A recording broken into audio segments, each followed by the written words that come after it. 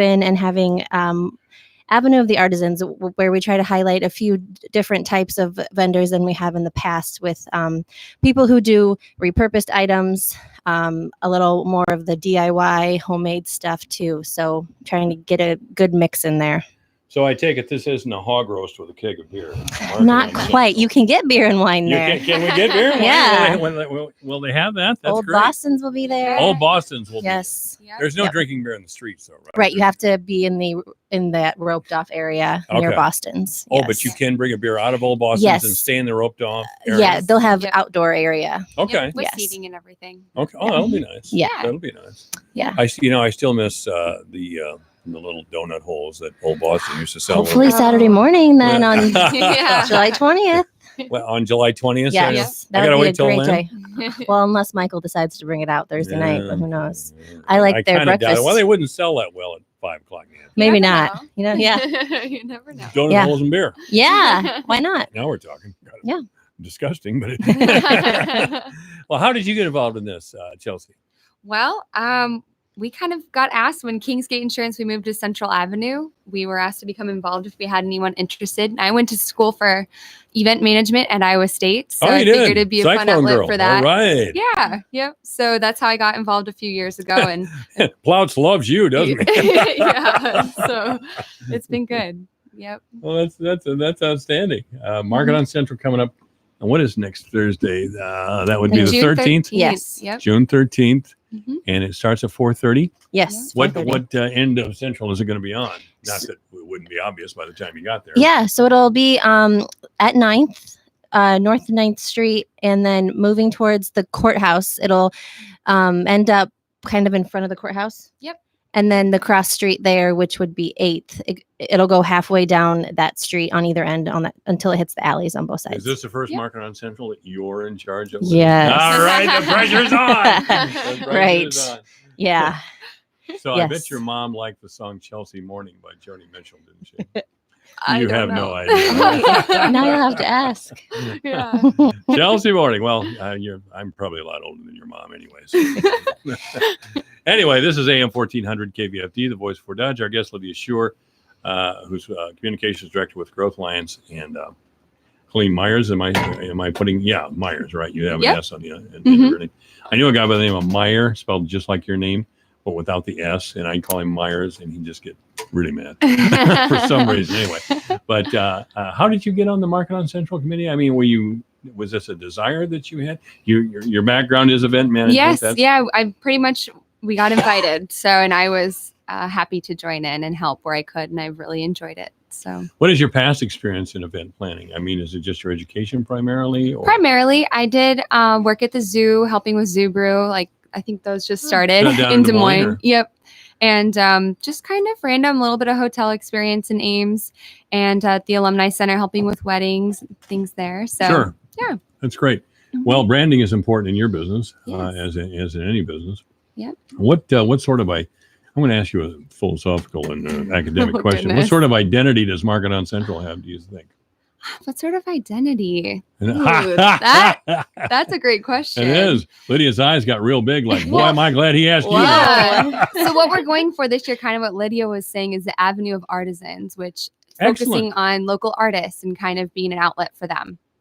I think we've tried to do that in the past with some success. There's a lot of talent in this area. There really is. Oh, yeah. Musically and artistically. It's awesome. There really is. We had Art in the Park a few times at Olson Park, a long time ago, probably in the 80s.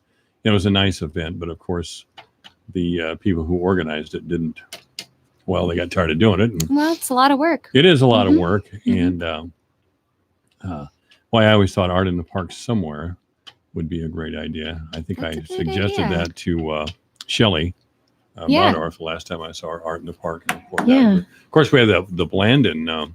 Arts Festival. Yeah, Arts Festival. I think that's this Saturday. It is. All right. Yeah. So Market on Central, the first one will be the 13th, a week from today. How many vendors do we have? I think it's just shy of 25 for this first one. Okay. But we're still accepting applications. So Absolutely. if anybody's interested, feel free to give us a call. The information's on Facebook and the website. Yes, and even if you missed the June market, you can still do July and August. Absolutely. Okay. Yep. Is there a deadline? I mean, can people Not how really. I No, mean, we're no. pretty People easygoing. can Yeah. go Thursday morning, huh? Yes, pretty we're pretty flexible. easygoing. Yeah. Yep. All right. Yep. Well, 24 is, would you say 24, 25? 24. That you had? Just shy of 25. It's Yeah. somewhere. Yeah, I can't Mhm. remember the exact number, but I know we weren't quite at 25. Okay. Mhm. Yeah. Yeah. Well, of course, I always like to, Tim Lynch, I Mhm. suppose he'll be there. He's Farms. yes, hopefully July and August because they are only doing sweet corn. They're only going to do sweet corn. this Yeah. year. Yep. So yeah. We don't I have. still got some of his popcorn from last year. Do you? Oh, yeah.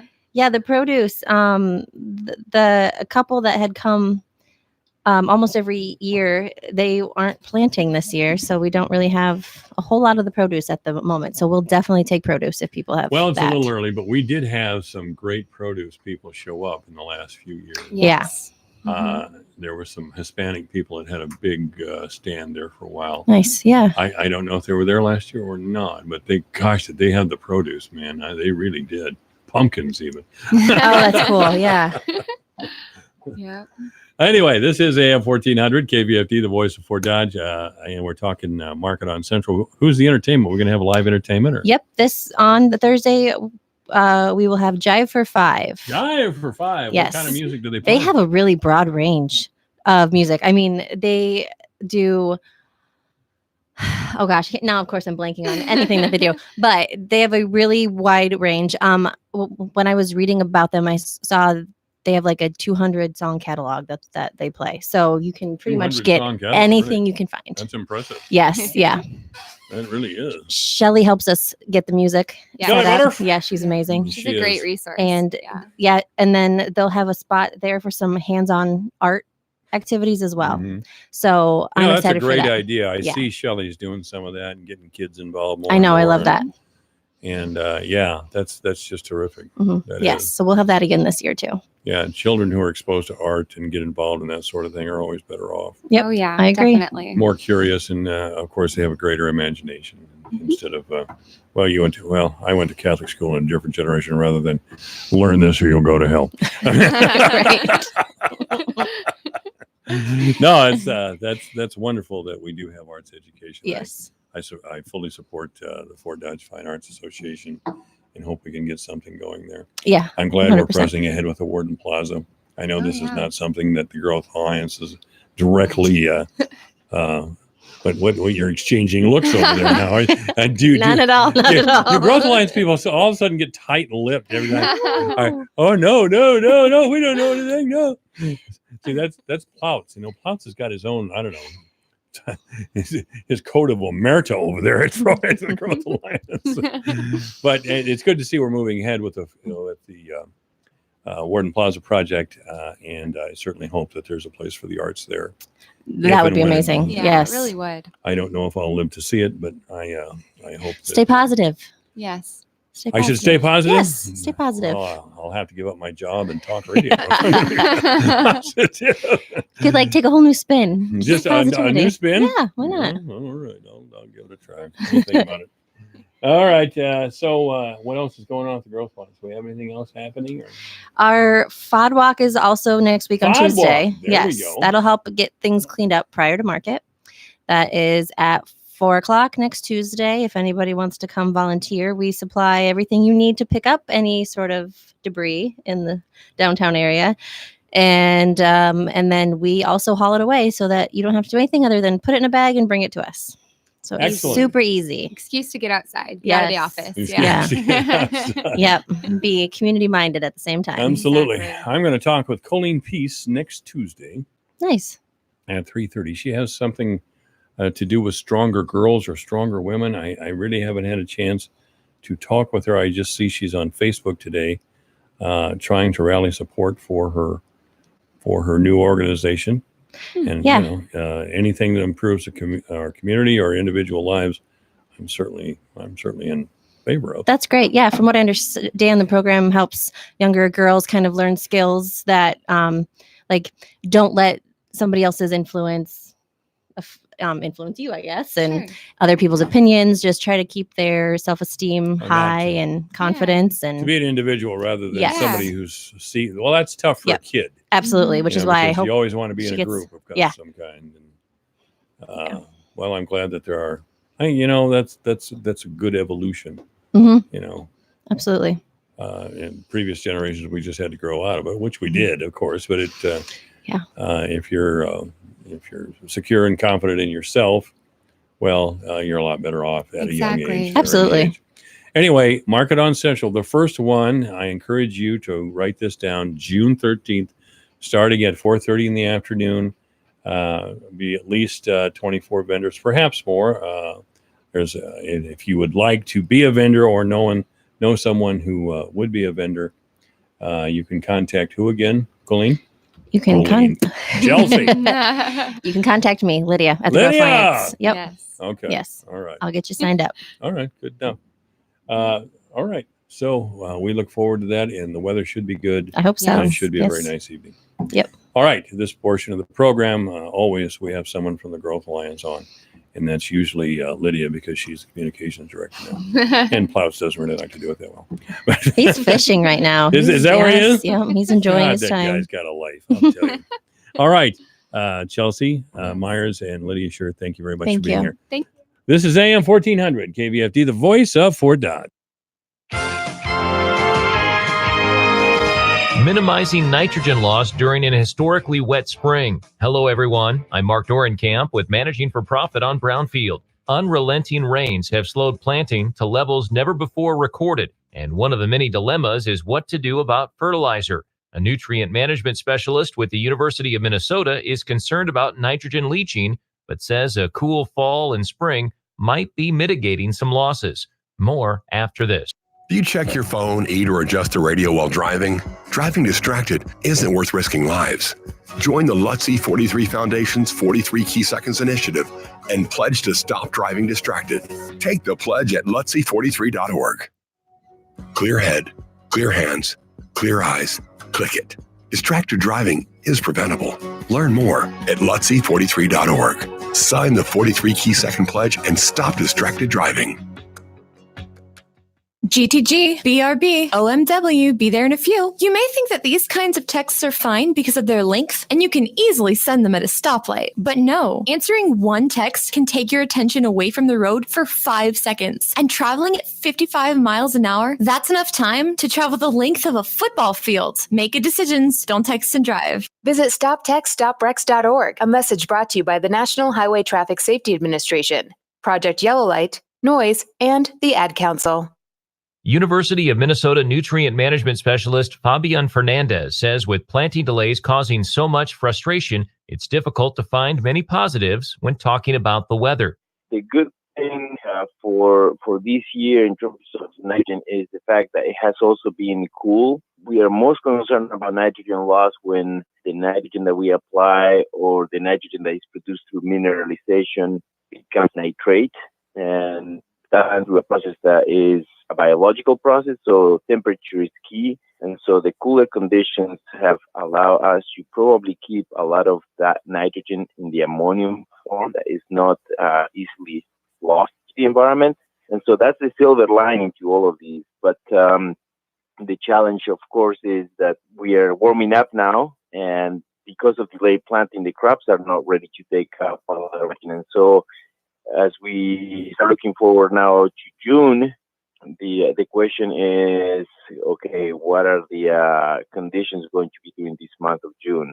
If we have good conditions for growth and for mineralization, and it will be okay. The problem is if now we continue to stay wet, where nitrogen will start to nitrify, and then we will have a potential for nitrogen at that point. In a year like this, he tells Brownfield farmers who weren't able to apply nitrogen last fall or this spring are probably better off. Because it does help us have more protection for nitrogen. Basically, the longer the window from the time of application to the time the plant needs or uses nitrogen, the more that we have for nitrogen loss.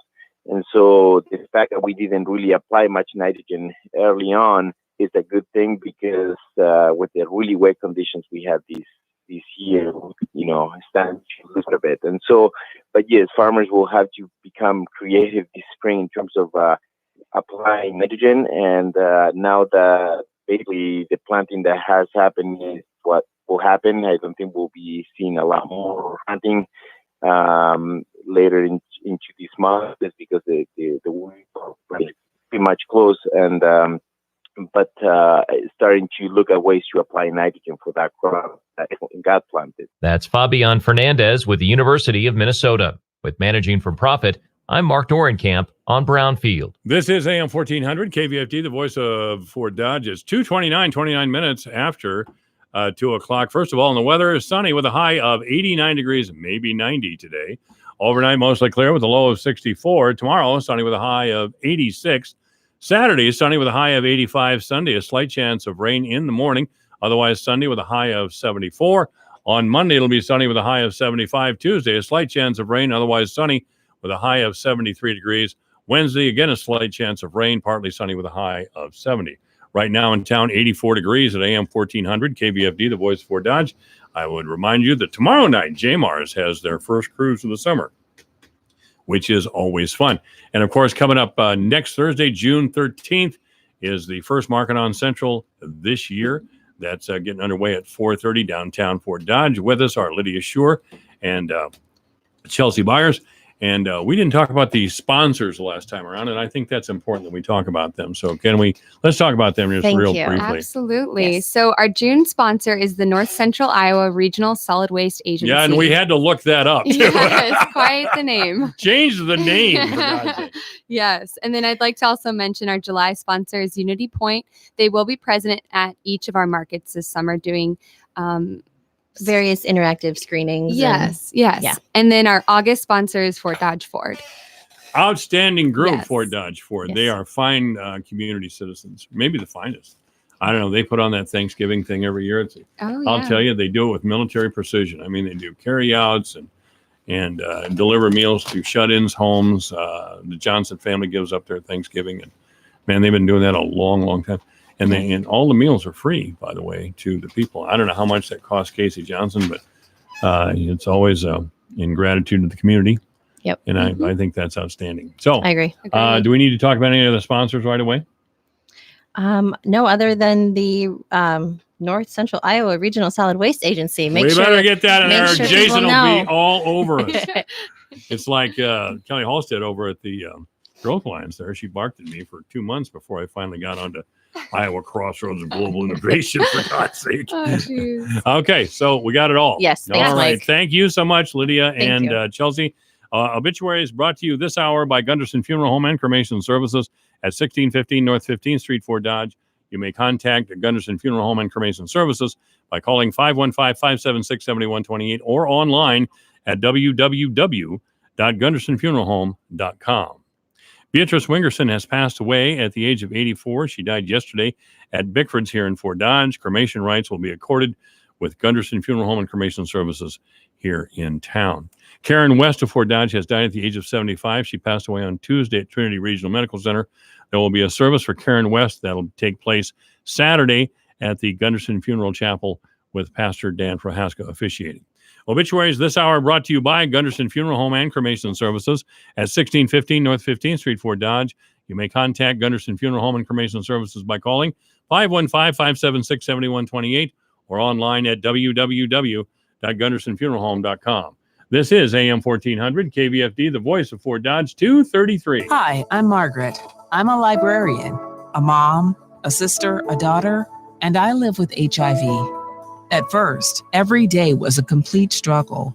But when I found out the Iowa Department of Public Health could help me with medication and medical care, financial health, transportation, housing, and counseling through Ryan White funding, a huge weight was lifted off my shoulders. I'm amazed by how much support is available and wish I could have talked to someone sooner. I know that I'm not alone. Over 3,000 Iowans are living with HIV, and we can take control of our diagnosis.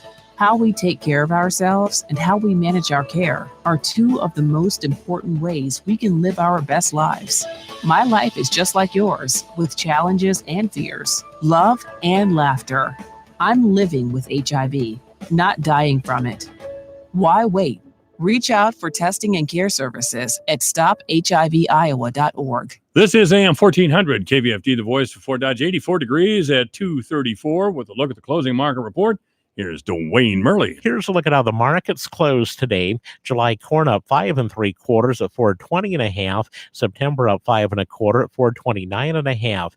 December up a nickel at $4.38.5, and March up 4 3/4 at $4.46 3/4. July soybeans down a penny to close at $8.68 3/4. August down a penny at $8.75 1/4. September down 1 1/2 at $8.82 1/4. November down 2 at $8.95 1/4. July wheat up 19 1/4 at $5.10 1/4. Soybean meal down $1.80 a ton at $3.15.90. June live cattle down 1/4 to $107.60. August up 12 cents at $104.80. August feeders down 17 at $139.27. September down a dime at $139.60. June lean hogs down 47 cents at $79.37. And July lean hogs up 7 cents at $86.35. From the farm desk, I'm Dwayne Murley. When severe weather threatens, keep it here for the Severe Weather Advisor. Brought to you by Creative Signs and Graphics, Fort Dodge. For signs, decals, vehicle graphics, magnets, logos, customized documents, and more. If your business needs it, Creative Signs and Graphics can make it. And a stitch above the rest embroidery, Fort Dodge. Step out in style with quality brands, timely turnaround, and professional service. A stitch above the rest. Embroidery professionals worth finding. Remember, when severe weather threatens, stay with your friends on KVFD. I saw this news story where burglars were asked how they broke into homes. And the one thing every burglar did first was knock on the door. And if no one answered, they broke in. That's what sold me on my new Blink XT2 cameras. They detect motion. So if someone gets near my cameras, I get an alert on my Blink smartphone app with a video clip. But even better is the two-way talk feature that lets me talk to whoever's there using my phone. From telling the delivery guy where to leave the package to saying hi to the kids at the door. With Blink cameras, it's like I'm always home. Blink cameras are wire-free, set up in minutes, and run on 2 lithium batteries that last up to 2 years. And Blink XT2 cameras start under $100. No contracts, no subscriptions. Thanks to Blink, home security just got easier. Visit blinkprotect.com/news. blinkprotect.com/news. blinkprotect.com/news. Blink cameras are available on Amazon and Best Buy. Blink is an Amazon company, and it works with Alexa. Hi, this is Anna Smith, your bilingual real estate agent with Neighborhood Realty. Did you know the average person moves 5 times over their lifetime? If it's moving time for you, Neighborhood Realty is ready to help sell your home quickly and professionally. We know the area, the market, and we have a growing number of agents working as a team to get your home sold. But that isn't what's most important. At Neighborhood Realty, we'll list it, we'll sell it, and you'll move on. Para vender o comprar su casa, llame al 515-576-2102 or visit us at neighborhood-realty.net. Gunderson Funeral Home and Cremation Services. Oh, why not just cremate me when I'm gone? Sounds simple, doesn't it? However, there are many options to consider when cremation is chosen. From simple to detailed, we at Gunderson Funeral Home and Cremation Services can help you create a unique commemoration. Gunderson Funeral Home and Cremation Services. Do you owe more than $10,000 in back taxes? The IRS has special programs in place that could eliminate or reduce your tax debt by thousands of dollars. With a call to ATA, you can stop the wage garnishments, levies, and tax liens now. The IRS is currently accepting reduced settlements and other favorable programs. You may qualify for substantial savings, so get the help you need. If you owe the IRS $10,000 or more, call ATA to see if you qualify. 800-805-1055. That's 800-805-1055. 800-805-1055. Hi, I'm Kevin. I'm a teacher, a coach, a dad, a husband, and I live with HIV. There was a time in my life when I was scared people would find out about my diagnosis and be scared of me. Then I found out I'm not alone. There are over 3,000 Iowans living with HIV. How we take care of ourselves and how we manage our care are two of the most important ways we can live our best lives. My diagnosis doesn't define or scare me. I'm a person, just like everyone else. And that clarity helps me teach my kids that we're all just people. I have more support than I could ever have imagined, thanks to Ryan White funding through the Iowa Department of Public Health. I qualified for medication and medical care, financial help, transportation, housing, and counseling. And now I'm living with HIV, not dying from it. Why wait? Reach out for testing and care services at stophiviowa.org. Michael Devine, the Doctor of Truth. Does anyone have anything they'd like to confess? That AM 1400 KVFD. You want answers? I think I'm entitled. You want answers? I want the truth. You can't handle the truth. Well, if you can't handle the truth, you're on the wrong radio station today, because I am the Doctor of Truth. AM 1400 KVFD, the voice of Fort Dodge. Yes, I'm the Doctor of Truth. Joining me now from the People's Republic of Iowa City is Mike Owen, who is he's in the he's a truth priest. He's in the priesthood of truth here in Iowa. Mike Owen, how are you? Well, I'm pretty good, as long as I'm not defrocked or something. No, a lot of that going around, isn't there? A lot of defrocking going on around here. Kind of overdoing a lot of times, too. No. Anyway, Mike Owen is with the Iowa Policy Project, a longtime contributor to this program. And they are a group dedicated to research that they hope will affect public policy, research-backed information that they hope will affect public policy. And of course, we all know that, truth. It's guaranteed to happen. Yeah. Sooner or later, it will. You think so? The truth will out. The truth will out? You're an idealist. All you guys down there are such idealists. I'm a total cynic. Yeah. Well, I wouldn't say we're in an ivory tower, but we're actually in the bottom level of an old brick church. So. Well, and believe me, I thought about this. Cynics rarely get anything done. They just sit over in the corner being cynics. It's the optimists of the world. Well, that's true. It's the optimists of the world who charge ahead and fight through all kinds of problems and humiliations and difficulties and get the job done. They're also the ones that lose sleep, I think. They're the That's one thing. I sleep like a baby. Sleep like a baby. I always like to talk about working people issue in the state of Iowa. I think it is an issue that is still largely ignored by the political class, who are beholden to a lot of time the same contributors. Yeah, that happens. I remember Representative Ozzie Myers back in the Abscam scandal. Remember the Abscam scandal? Oh, my gosh. Yeah, you're going way back. We're going way back to the late 70s is when it was, I think. And Representative Ozzie Myers, I think, I don't even know if he was a Democrat or Republican. It really doesn't make any difference. I think he was a Democrat. Yeah, but he was caught on video by the FBI talking to what he thought were Arabs who were offering him large sums of money to influence public policy in the United States. And the FBI agents dressed as Arabs asked him about the financial contributions, or how could they be sure that they were going to get their money's worth. And Representative Ozzie Myers gave us the perfect description of the of Washington, D.C., and maybe Des Moines. He said, "I'll tell you something. In this town, money talks and BS walks." Actually, he didn't abbreviate BS. He gave us the whole thing. Okay. This is family radio. But I always thought Ozzie Myers, he was my favorite politician. I don't know whatever happened to the man, but yeah, he was my favorite. Okay. Huh. Well, I think, it's we are at a perfect time to be asking for these discussions about working people to be had, because, as you know, there are 75 presidential candidates running around the state, and on top of that, at least, and on top of that, now we're having interest in our Senate race. There's candidates on the Democratic side lining up to run against Senator Ernst. A lot going on. There's, I think probably some competitive U.S. House races next year. And at IPP, we always look pretty heavily at the state issues, but really for some of these, and we have to continue to do that, of course.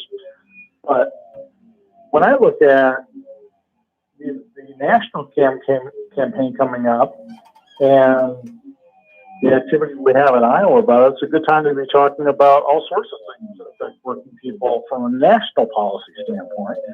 such as minimum wage, such as a better yet earned income tax credit.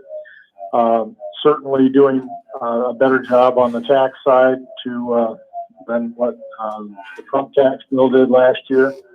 But I was just, we tend to crunch numbers down here a lot. Oh, yeah. And I was looking at a couple of interesting numbers that I wonder how these would shake out, and I'll just throw it out here for you. Okay, so our union representation in the state of Iowa in 2017 was about 7%.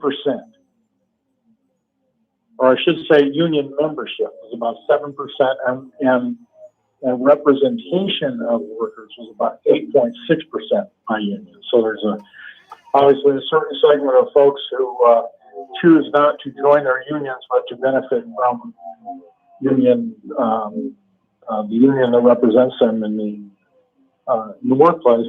So that was 2017, and it was similar numbers in 2018, 7.7% union membership, 8.8% representation. So in the 7 to 8% range on membership, and 8 to 9% range on people who are represented by union contracts, union protections.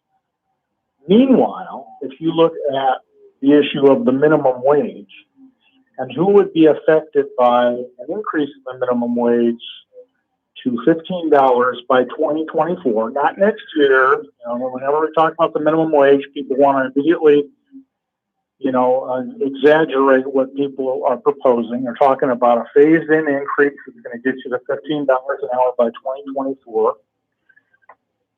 That would affect in your congressional district, Congressional District 4, 38% of workers in the state of Iowa, or in your congressional district. 38%.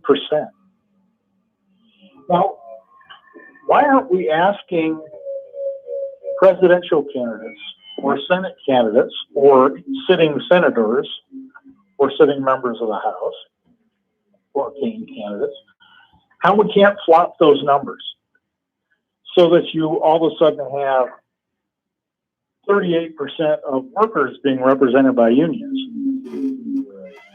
and only 7 or 8% of workers who would be affected by a minimum wage increase because they now would be getting better pay. Doesn't that sound like an interesting goal?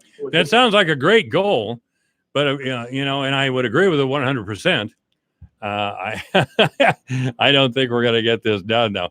If we have a governor outside the box, it's outside the box. It's way outside the box, and I appreciate it. But we just had a governor who vetoed medical marijuana, the type you cannot possibly get high on, and apparently she vetoed it in part because she had problems with alcohol in the past. That's, I've known a lot of people with problems with alcohol in the past, to say the very least. And that's really because these people had problems with alcohol doesn't mean the whole world should suffer. Right. That means about 95% of the world doesn't have a problem with alcohol. And we should not impose our beliefs on the other 95%. That's the thinking. So I don't know where Governor Reynolds is coming from, other than old school, old-fashioned 1950s paranoia about the drug marijuana. Well, I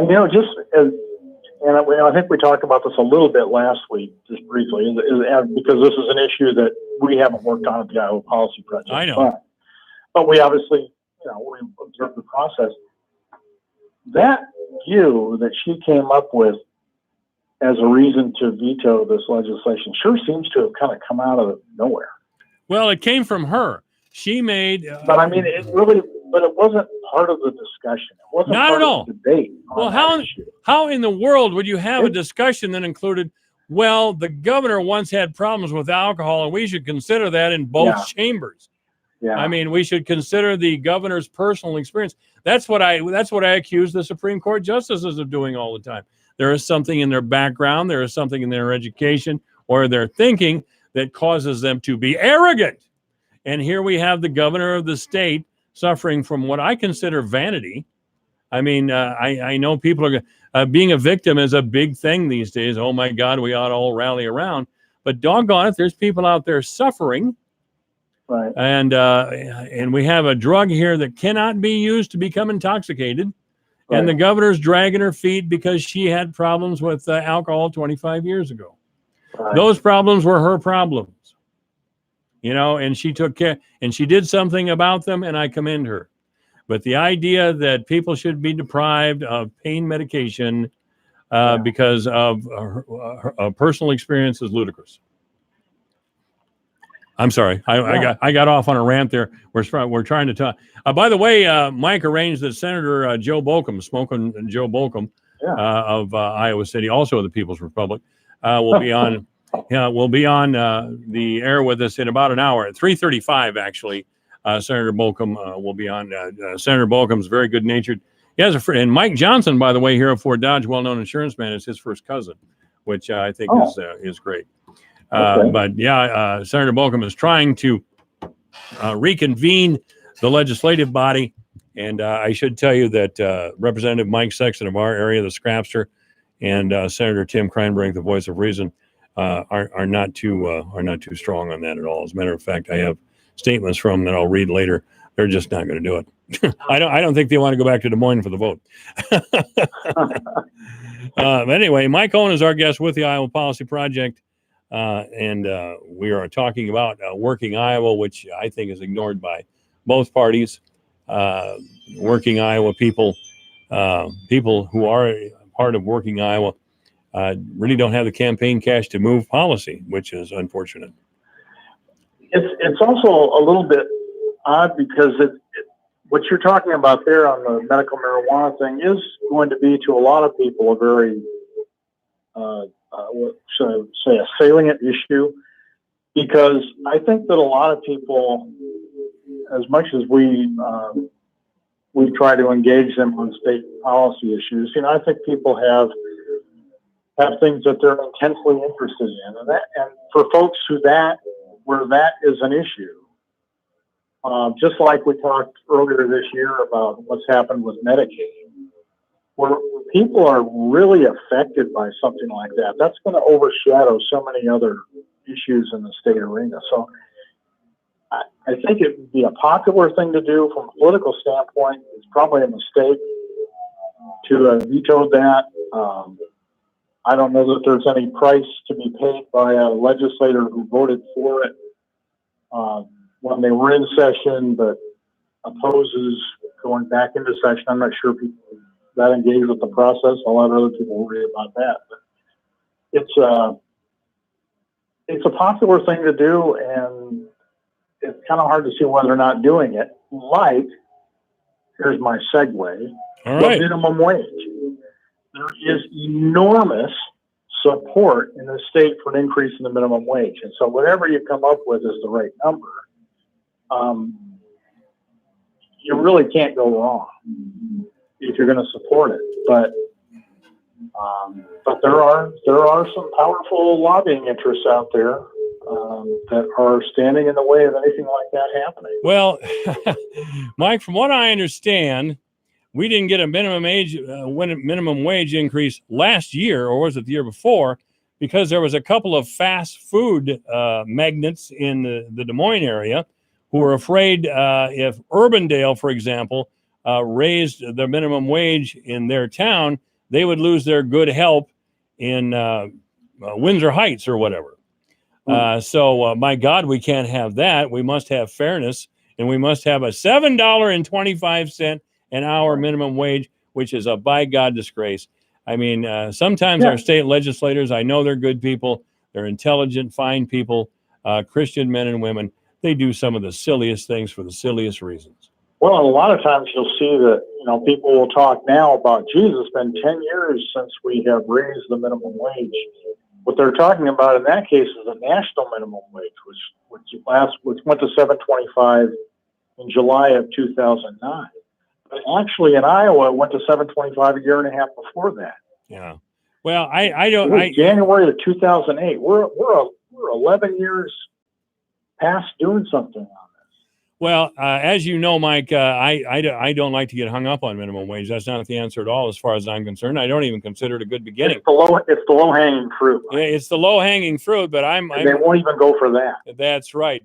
What they're going to do is lose in the end, because the conversation has started nationally that I support about a guaranteed standard of living, and these guys are hanging on to the past. And every year, I understand every year they do, it's more money in their supporters' pockets and maybe in their pockets.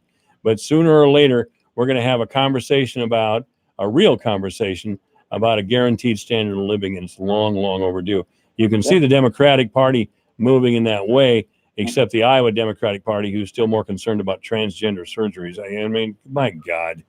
I mean, really? That's what you want to be? That's your brand? So when you're talking about the guaranteed standard of living, you're talking about the universal wage? Yes. Yeah. Yes. And I think you're right. I think if there are some of these politicians that if they really were thinking about it, they would realize that raising the minimum wage right now would lessen the demand for universal basic wage or a similar proposal. So, be careful what you wish for, right? Yeah, that's right. No, I'm fully in support of a guaranteed standard of living and Medicare for all. Of course the the old heads of the Democratic Party nearly pass out when you say things like that. But if a guy like me, who's pretty much a traditional conservative as far as social issues are concerned anyway, right. I'm pretty much a traditional Iowa guy. I feel the same way today as I did 45, 50 years ago. If I'm one of the guys who voted for Bernie Sanders and Donald Trump, and there's a lot of us out there. And we don't care for establishment Democratic politics anymore, and we haven't for a long time. I don't think the word has gotten down to Polk County yet. Okay.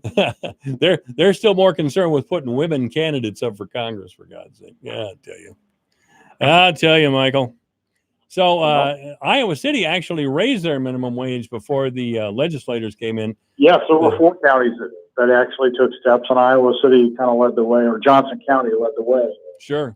On that, and the legislature went in and repealed them. Mm-hmm. In one of their fine shows of support of local control. Oh yeah, we want freedom, and local control is freedom. Yeah. Except here or there or here or there. Right. It's nonsense. It's absolute nonsense. And there's a lot of pressure for cheap labor in our state. There's always I watched Ernie Goss on Iowa Press last Sunday. And of course, he's a globalist. He's still complaining we didn't pass DPP and all these other things. And now he's talking about we need a lot more people in the state. We need a lot. Well, what he's talking about is immigrants, illegal or otherwise. And that'll drive down the price of labor to employers. I always talk about Art Cullen over in Storm Lake, who won a Pulitzer Prize for some sort of expose that we talked about here on KVFD before he ever had it in his paper. Oh my God, Big Ag was supporting the boards of supervisors in the counties who had been sued by the late Bill Stoll. That was some kind of big news, I guess, in Storm Lake. Most of the rest of us knew it. What Art Cullen does is he. Well, here, let me play State Department negotiator here. I'm ready. When you guys. Actually, I think in many ways, you and Art are on the same page on that. No, well, a little bit. And I mean, you're willing to defy the corporate powers that have driven us to this situation. I am much more than Art. And so I'm a fan of what Art's done, but I'm also a fan of you and what your willingness to talk about these things, and because there's actually, as an old local weekly newspaper publisher myself, I think that there's far too little of that sort of journalism that challenges that power structure from local from local media anymore. So the fact that you're out there doing it and that Art's out there doing it, that's 5 years. My argument with Art is that he, who have prop workers there, but and all those illegal workers, of course, patronize retailers in Storm Lake and the surrounding area, and Art doesn't want to see that go away. That's something Art rarely talks about. And by the way, most of the pushback against, or most of the support for immigration comes from agricultural sector, the same agricultural people who, if you look back in the history, at their dad or their grandfather, the federal government saved their farm time and time and time again. And they essentially told us, well, we need these federal farm programs, or socialism, I understand, and you guys get to go to work for $3 an hour. Right. So I don't want to hear that workers in Iowa don't deserve a decent standard of living, because they do. And again, 38% of the workers in 38% of, that's an incredibly large number of the workers in the 4th Congressional District would benefit from a minimum wage increase to $15 an hour that's phased in over several years to 2024. So you're talking about 5 years to phase that in. Hey, the fourth... The business community can handle that. The business community will ultimately benefit by that, because people will be able to afford to buy their products and their services. Mike, we're going to have to go. It'll be better. We're going to have to go. By the way, the 4th Congressional District, I'll just bet you. Look this up for me. I'll bet the 4th Congressional District is the poorest district in the state. Mike Owen has been our guest. Thank you so much, Mike. Take care, Mike. 3 o'clock in the afternoon, KVFD Fort Dodge. Progress in tariff talks. I'm Lisa Brady, Fox News. Mexico's foreign minister holding a second day of talks in Washington and saying today the talks are advancing as he shuttles between the State Department and the White House. We know that these negotiations are ongoing. They were for a couple of hours this morning here at the State Department, and the Mexican foreign minister, Marcelo Ebrard, says he's likely returning this afternoon. Ultimately, this is all up to the President of the United States as to whether or not he's satisfied with the results of these discussions and will implement these tariffs on Monday. It's his prerogative. The Mexican foreign minister is saying that they are making progress, though acknowledges they've got work to do. Fox's Rich Edson. The tariffs are aimed at pressuring Mexico to do more on immigration. Mexico insists it is taking steps to address the surge of migrants from Central America.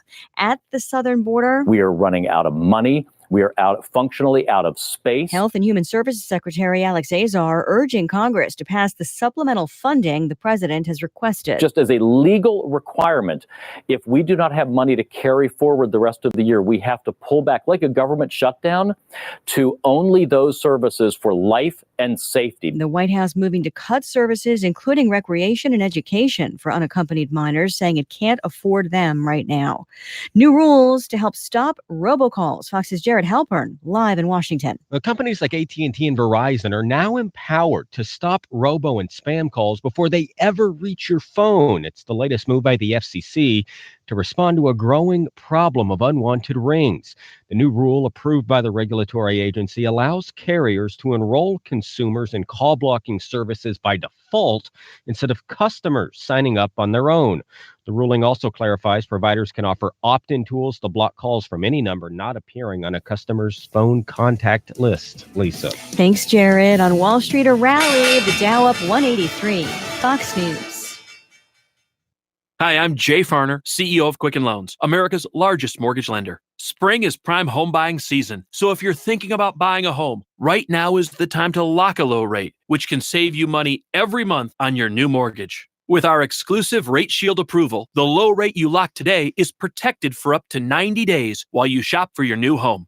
With a Rate Shield approval, if rates go up, your low rate stays locked. But if rates go down, you get that new, even lower rate. Either way, you win. Talk to us today at 800-QUICKEN or go to rocketmortgage.com to take advantage. Here's another great reason to work with us. For a record 9 years in a row, J.D. Power has ranked Quicken Loans highest in the nation in customer satisfaction for primary mortgage origination. Again, to lock in today's low mortgage interest rate and get the security of our exclusive Rate Shield approval, call us today at 800-QUICKEN or go to rocketmortgage.com. For J.D. Power award information, visit jdpower.com. Rate Shield approval only valid on certain 30-year fixed-rate loans. Equal housing lender. Licensed in all 50 states. NMLS number 3030. Another mysterious death in a hotel that's part of the same resort chain where 3 American tourists died recently in the Dominican Republic. Family members say a woman from Pennsylvania died last year after having a drink from the minibar and going to bed. Relatives of 51-year-old Yvette Sport say she died last June while visiting the Bahia Principe Resort property in Punta Cana with her fiancé. The death certificate said Sport had a fatal heart attack, but family members are not convinced. Her sister says Sport was relatively healthy and can't think of any reason that she would die so suddenly. Fueling that skepticism, on May 25th, another Pennsylvania woman, Miranda Sharp Warner, while staying at another Grand Bahia property, died under mysterious circumstances after also having a drink from the minibar. And 5 days later, a Maryland couple, 49-year-old Cynthia Ann Day and 63-year-old Nathaniel Edward Holmes, were found dead in their room at the Grand Bahia Principe La Romana. Fox's David Lee Miller. The hotel chain calls the incidents unfortunate, but says there's no indication of any correlation. Causes of death remain under investigation. Russia reportedly wants to make its own version of HBO's hit miniseries Chernobyl, focusing on the 1986 nuclear power plant disaster. The Moscow Times is reporting that Russia's NTV channel has already announced that it is shooting its own Chernobyl series based on the premise that the CIA sent one of its agents to Chernobyl to carry out acts of sabotage that ultimately led to the disaster. The conspiracy theory-based version will have a KGB officer trying to defeat American spies who are portrayed at fault for the Chernobyl explosion. Fox's Mike Gunzelman. So a late rally on Wall Street. Again, the Dow up over 180 points at the closing bell, topping 25,700. Some optimism about the U.S.-Mexico tariff talks, getting part of the credit for that. I'm Lisa Brady. This is Fox News. Your news, your town, your station. KVFD News when it breaks. Good afternoon. Here's a look at local news. For the newsroom, I'm Bob Fisher reporting. The city of Fort Dodge has been selected by the U.S. Environmental Protection Agency to receive $500,000 in EPA brownfields funding to help clean up the Wakanza Annex at 908 First Avenue South. That site is contaminated with inorganic contaminants, and the grant funds will be used to support community outreach initiatives. Construction of the 4-story annex was completed in 1917 as an expansion of the original Wakanza Hotel that was built in 1910. Another 3 stories were added to the complex in 1919, which increased the size of the annex to over 134,000 square feet. The building is being demolished as city officials plan to construct a parking ramp that will connect Warden Plaza to the planned Cultural and Recreation Center. Before it can be demolished, the city has to remove the asbestos in the building. The city of Fort Dodge will provide $100,000 in matching funds for the grant. The Iowa Division of Criminal Investigation continues to look into the incident where a man was shot during an altercation on Tuesday at a home in Goldfield in Wright County and later turned up walking along a gravel road in the rural part of the county. The DCI says the Eagle Grove Police Department was called at about 5 o'clock Tuesday afternoon to 722 North Pine Street after neighbors reported hearing gunshots coming from the home. The DCI says 38-year-old Rich Crawford was shot in the chest by a male who is not being identified at this time. Crawford was later found walking on a gravel road in rural Goldfield. Authorities transported him to the Iowa Specialty Hospital in Clarion, where he was treated and released. No charges have been filed, but the DCI says the crime remains under investigation. 19 of the Democrats who are running for president will converge on Cedar Rapids this Sunday to speak at an Iowa Democratic Party fundraiser. Now, some have spent little time campaigning here, but 2 of the candidates have emerged to lead the pack when it comes to paid staff based here in Iowa. OK Henderson with more. Massachusetts Senator Elizabeth Warren has already made 9 trips to Iowa this year, and she has more than 50 paid staffers here. At each event, her staff collects what it calls fight cards from Iowans in the crowd who pledged to back Warren in 2020. I believe that this is going to be a fight about ideas and a fight about who this country works for. New Jersey Senator Cory Booker and his staff put 800 miles on a rented RV over the Memorial Day weekend, traveling to 10 different campaign stops. We're the tortoise and not the hare, and we're slowly, step by step, building the organization, the operation to get across that finish line first. Booker has about 45 paid staff members in Iowa, and this past week, Booker was endorsed by a former Iowa Democratic Party chairman. Jerry Crawford advised Bill Clinton in the 90s, John Kerry's 2004 campaign, and both of Hillary Clinton's campaigns. Radio Iowa, I'm OK Henderson. Iowa Congresswoman Cindy Axne is pushing for a lifetime ban on members of Congress becoming lobbyists after they leave the U.S. House or Senate. Axne says over the last several years, there have been a massive increase in the number of former elected officials who stay in Washington to become a lobbyist. Over 60% of the representatives who were defeated in this last election have now taken positions as lobbyists. Axne, a Democrat from West Des Moines, says the lobbying ban is part of what's being called the Clean Up Congress Act. The bill also prohibits members of Congress from getting taxpayer reimbursement for first-class travel. Also calls for prohibiting pay increases for Congress until the deficit is reduced. Iowans have already seen some hot, humid days, and they'll only get hotter as summer approaches. Today is Heat Safety Day in the state of Iowa. Meteorologist Alex Kroll at the National Weather Service office of Metro Des Moines says the calendar says summer officially arrives on June 21st, but summer weather could be here much sooner. Really what this is to raise awareness about how to remain safe while you are doing outdoor activities, whether it is a fun day either at the beach, maybe going for a bike ride, or for those of you that either work outside if you're working at an outdoor construction site, or perhaps those in the lawn care industry. Just keep in mind a few safety tips for when you're out and about. It's important to stay well hydrated, wear sunscreen and a hat, as well as light-colored and lightweight clothing. Kroll is also issuing a reminder about the extreme dangers of leaving a child or a pet in a hot vehicle. Keep in mind, even if it's only 75 to 80 degrees outside, if those sun rays are making it into your car's temperature on the inside could go as high as 120 to 130 degrees, which makes it very hard to survive. Well, it's been a cool, wet spring. Warmer weather is already beginning to set in, and steamy summers are common in the state. Anytime we get into July or August, we get temperatures into the 90s and our dew points in the 70s. We certainly look at those feel-like temperatures to be anywhere between 105 and 110 degrees, which can be very dangerous for the human body because it means that your sweat is not able to evaporate off your skin, and therefore your body's natural cool process does not work when that happens. And you can learn more about Heat Safety Day in the state of Iowa by heading to the National Weather Service Des Moines office website. That's a look at local news this hour. From the newsroom, I'm Bob Fisher reporting. Here's the AM 1400 KVFD weatherology forecast. Partly cloudy skies this afternoon with daytime highs approaching 89. East winds 5 to 10 miles per hour. Lows around 64 tonight. Mainly sunny skies. Tomorrow, high temperatures reach up to 86. Mid-80s Saturday, mid-70s Sunday with a chance for scattered storms. From the Weatherology Weather Center, I'm meteorologist Jennifer Wojcicki. Currently, it's 86. Attention all authors. Page Publishing is looking for authors. Have you written a book and want to get it published? Page Publishing will get your book into bookstores and for sale online at Amazon, Apple iTunes, and other outlets. They handle all aspects of the publishing process for you. Printing, cover art, publicity, copyright, and editing. Call 800-501-3689 now for your free author submission kit. That's 800-501-3689 for your free author submission kit. Again, 800-501-3689. I'm Jamie Brundage, owner of Historic Bruce Funeral Home. We're a full-service funeral home with an off-site crematory. At Bruce's, we specialize in pre-arrangements and family support before, during, and after the service. We also offer beautiful memorial items to help you remember your loved one forever. Bruce Funeral Home is proud to be by your side every step of the way throughout the funeral process. Historic Bruce Funeral Home, Fort Dodge. Michael Devine at AM 1400 KVFD. Listen to this. Making radio great again. That's right. We're making radio great again here at AM 1400 KVFD, the voice for Dodge. We welcome to the program once again, business owner Steve Peterson. Are you a business owner? Or you just work for your son now, or actually, I'm not even employed there anymore. But they do provide. Brian provides me an office space, so he doesn't have to mail the check to me. He just carries it over. And he gets you out of the way, and right? He gets me out. I stay out of the way unless I'm asked. How often are you asked? Does Brian ask you? He did ask me just the other day. He was so shorthanded, he asked the old man for help.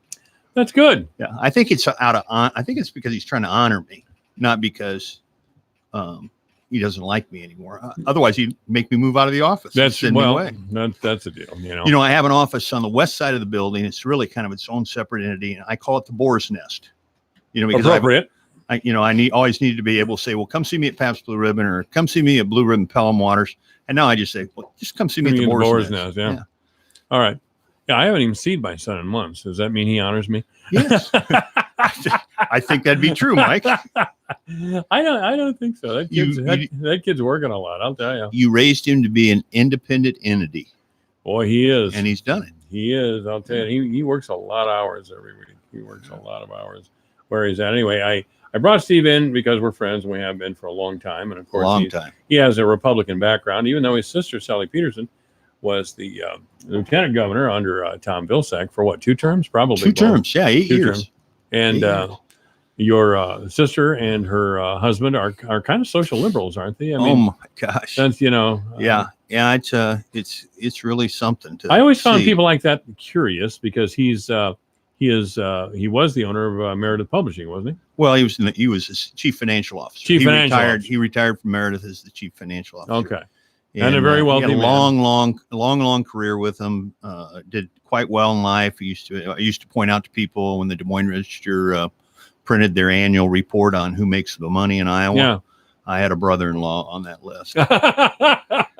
And then I'd have to tell the story about we were out to eat one night and he was picking up the bill, and after he gave his 3rd credit card to the waitress to run, I said, "Let me get it."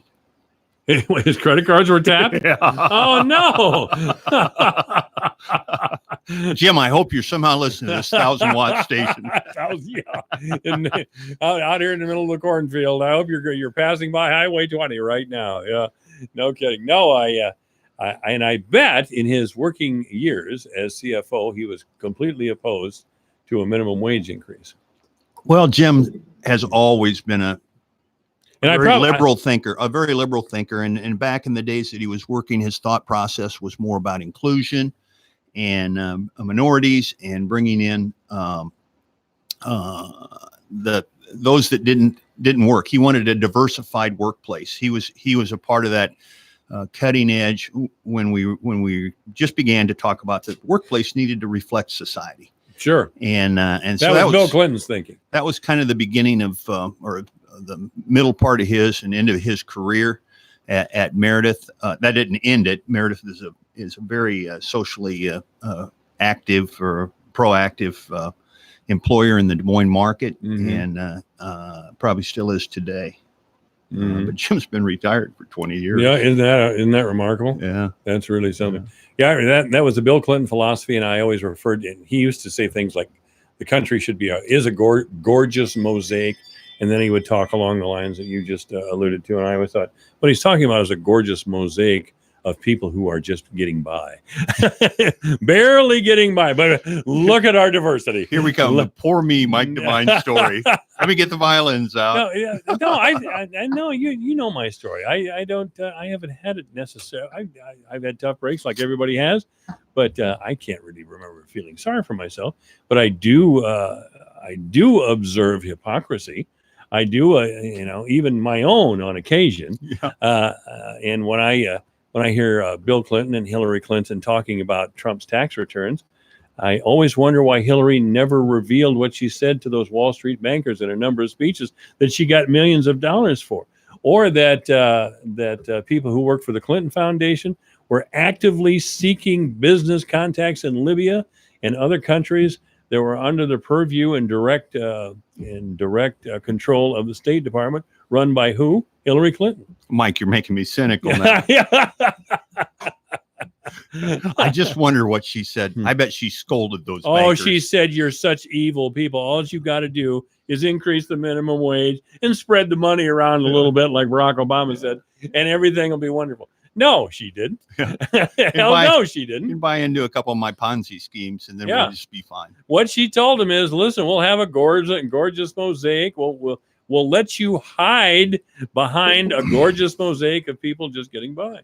What was that guy just saying that was on? He was saying that he loved the diversity of your program and your thoughts and Mike Owen, yeah, Mike Owen, that he didn't mind that you were sometimes a social conservative and sometimes a social liberal.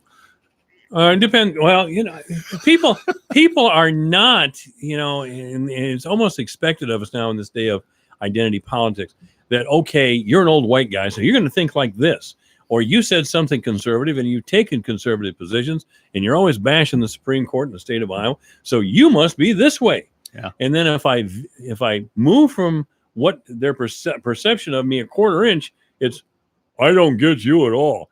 Well, because I'm a human being, and I think, I have different thoughts about different things, as you do, as every human being does. That is not something political parties like to deal with. They just like to shove us all in categories and say, this is what you need because we think so. Oh, yeah, most definitely. You know, Because I've heard you be a liberal a time or two. I love everybody. I do. And I think, I think everybody deserves a chance. I believe that we have a country that is more open to raising oneself from poverty to extreme wealth. Certainly a country where those who learn how to take care of their money and manage it well can end up doing very well and have a very secure life. That's what my father did. What my father-in-law did. Both those gentlemen, they've been written about in books. They're the millionaires next door.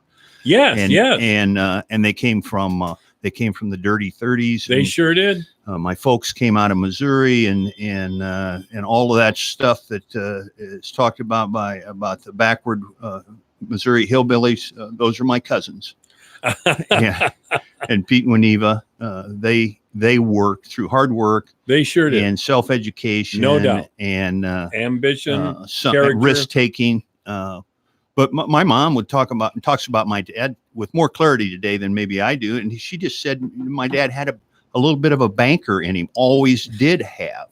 And he's the doughboy from World War II. He's the warrior from World War II who made the loans to the rest of the soldiers who ran out of pay before payday.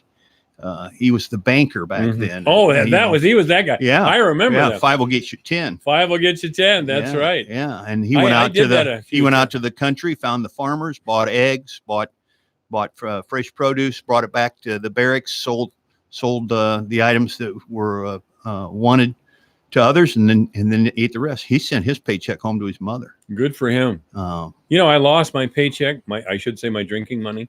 I lost my drinking money in a card game one night, and I'll tell you, I never played cards again. I hear you. I got a lesson like that once in cards.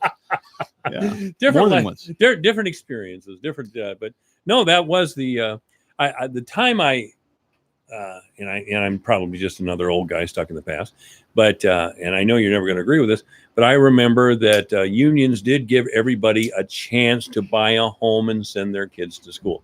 You and I knew old retired Hormel guys who did exactly that, and I'm afraid that doesn't exist right now, and I think we need to do something about it.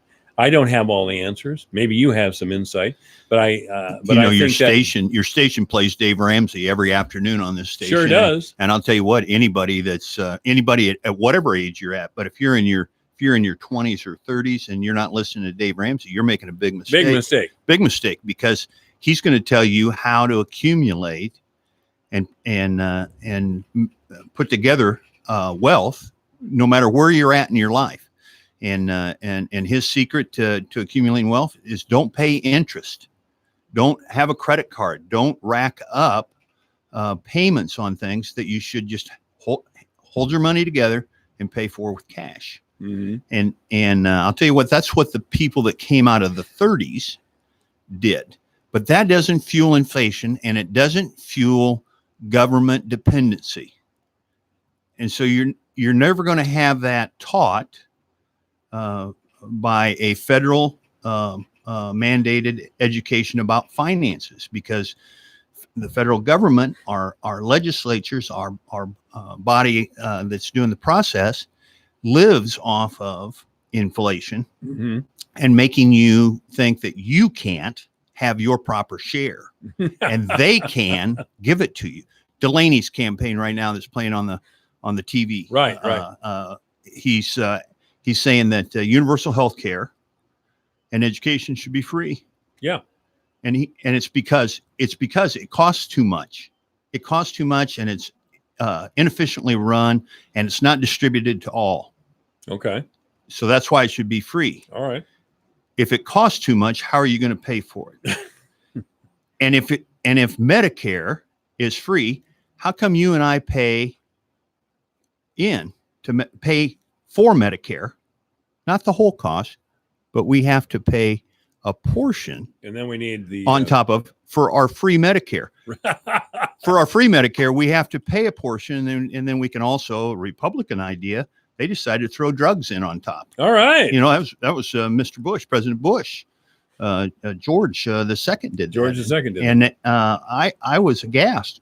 Here was a conservative Republican passing another entitlement, and passing the entitlement to people who are seniors who haven't necessarily paid anything in to make that entitlement possible. And sometimes don't need it at all. But anyway, you know, and I do want to bring it back to Iowa just a little bit. You were in the beer business for a long time, and Brian, of course, your son is in the water business. We have a problem with recyclables in the state of Iowa, particularly the bottle bill. What's the solution there as far as you're concerned? You know, we don't have any recyclable centers. I mean, the grocery stores are getting stuck with a mess they don't want. And we can't seem to raise. I don't know what the best solution is to raise the deposit from a nickel to a dime or what? Well, obviously, if the deposit bill was a great idea, everybody in the country would be doing it. There are like 9 or 11 states that passed deposit legislation right. and did what Iowa has done.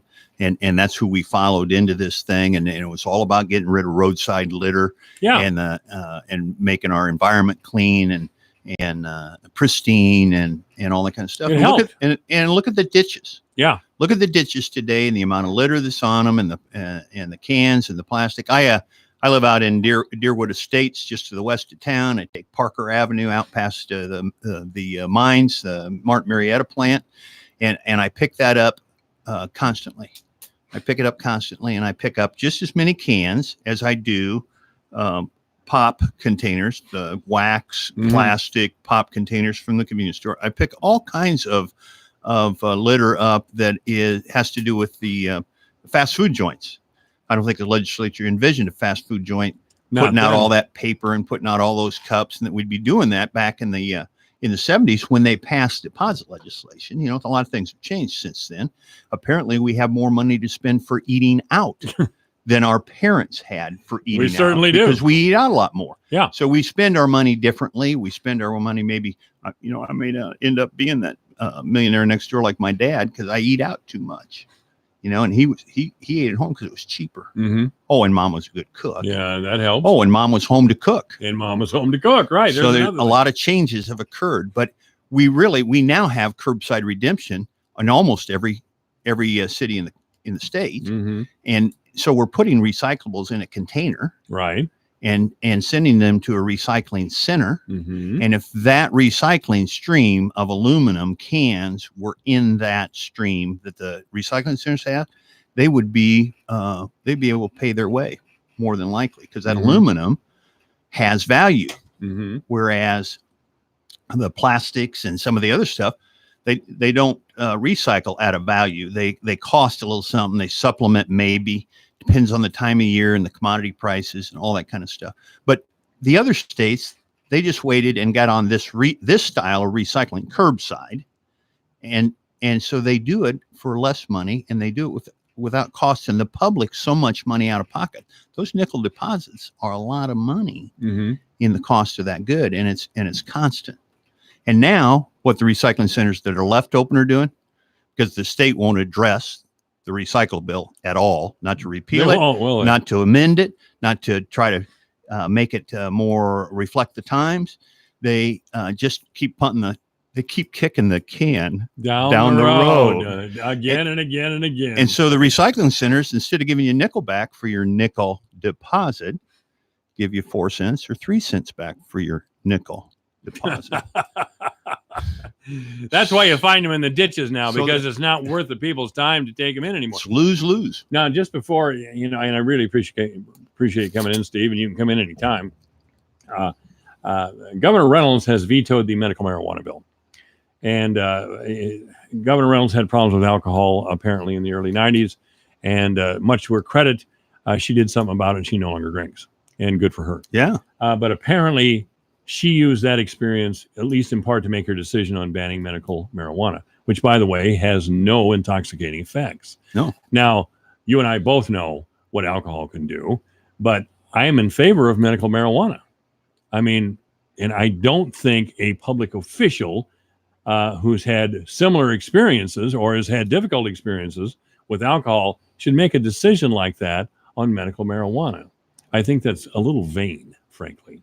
I think we just have to admit, Mike, we've been passing TCD oil back and forth between us on a regular basis. Well, we have, and I do, and I tell you, I would do it so again without hesitation. Now it's a good pain relief. Yeah, I inflammation. I had tendonitis, and it helped. Yeah, it helped. Yeah, and I still have a little bit of it. I got a little plantar fasciitis, and I've been treating it with TCB oil, and I get a great result. When I used some of that oil, when I used it on my elbow, I did not have an overwhelming desire to use it on my elbow again.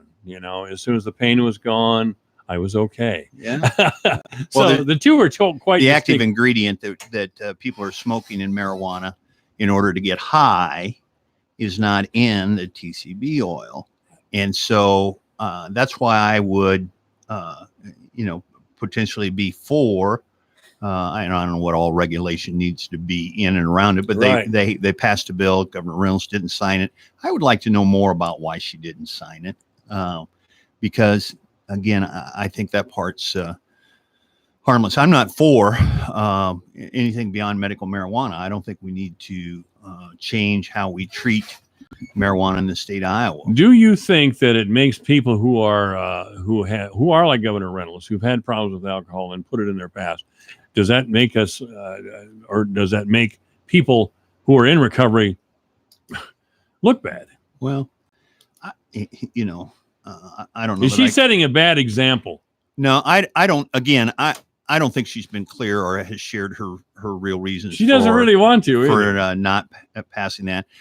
I would say, much like I used to say when I was in the beer business, that the taxes that are raised by the sale of marijuana, whether it be oil or cannabis that's smoked to get high, if that were to be an eventuality, we just need to tie the majority of that funding, that money, to treatment for those who cannot use it without losing control. Yeah. Just the same as excise tax on alcohol. I was a beer distributor for 25 years. Sure. Excise tax on alcohol should be always tied to treatment, and the biggest percentage of it tagged for treatment. Mm-hmm. And then we would have the resources to give those who have problems the help they need. I think that would make sense. I think that would make sense. Absolutely. No, I don't. It's only a percentage of people who use alcohol. It's a very small percentage who abuse it. I think it's something like a ratio about 5% or less than 5%. Less than 5%. Absolutely, less than 5%. And Governor Reynolds seems to allude to the fact that marijuana would be this would be some sort of gateway drug. As I've said many times on this program, my gateway drug was a can of Grain Belt. No, I don't even know if they sell Grain Belt anymore, but that was my gateway drug. Actually, it's become quite it's one of the craft brews now. Oh, it is, huh? It's kind of considered a nostalgia thing. Yeah, or what? nostalgia. You bet. All right. Yeah. So, Steve, I want to thank you for coming in. Happy to. And by the way, I have a Blue Ribbon commercial right here. Steve Peterson's our guest. This is AM 1400 KVFD. Blue Ribbon, Pelham Waters, your water pro since 1949. Do you have questions about your water? What is a whole home filter? Is my softener working or not? Can I get rid of that red stain around the sink? I'm Brian with Blue Ribbon Pelham Waters. We're here to fix problem water. We'll work with you to find the right solution for you. We've been serving the Fort Dodge area since 1949. Let us serve your water treatment needs. Sales, service, rentals. Blue Ribbon Pelham Waters, your complete water store. What's in store for your business this week at Staples? A sign of our appreciation. A colorful one. Staples wants to thank you for your business by offering 20% back in rewards on your color printing. Print whatever you need to promote your business. Color presentations, business cards, and yes, signs. And get 20% back in Staples rewards. It's our way of saying thanks. Right now at Staples, where there's a whole lot in store. In store only and 6/22/19. Exclusions apply. Visit staples.com/20back for details. Ride the bus with the Dart and Midas transit. Need to get somewhere in Hamilton, Pocahontas, Calhoun, or Humboldt County this summer? Midas will take you there. Live in Manson and need a ride to the grocery store? Midas will take you there. Live in Webster City and need a ride to the theater? Midas will take you there. Live in Rockwell City and need to get to the clinic? Midas will take you there. Call 800 Bus Ride. Midas, helping you get where you want to go. Your connection to Jefferson Lines. Gunderson Funeral Home and Cremation Services. Oh, why not just cremate me when I'm gone? Sounds simple, doesn't it? However, there are many options to consider when cremation is chosen. From simple to detailed, we at Gunderson Funeral Home and Cremation Services can help you create a unique commemoration.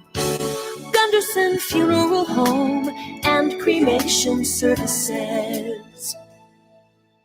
Here's a look at how the markets closed today. July corn up 5 3/4 at $4.20.5. September up 5 1/4 at $4.29.5. December up a nickel at $4.38.5, and March up 4 3/4 at $4.46 3/4. July soybeans down a penny to close at $8.68 3/4. August down a penny at $8.75 1/4. September down 1 1/2 at $8.82 1/4.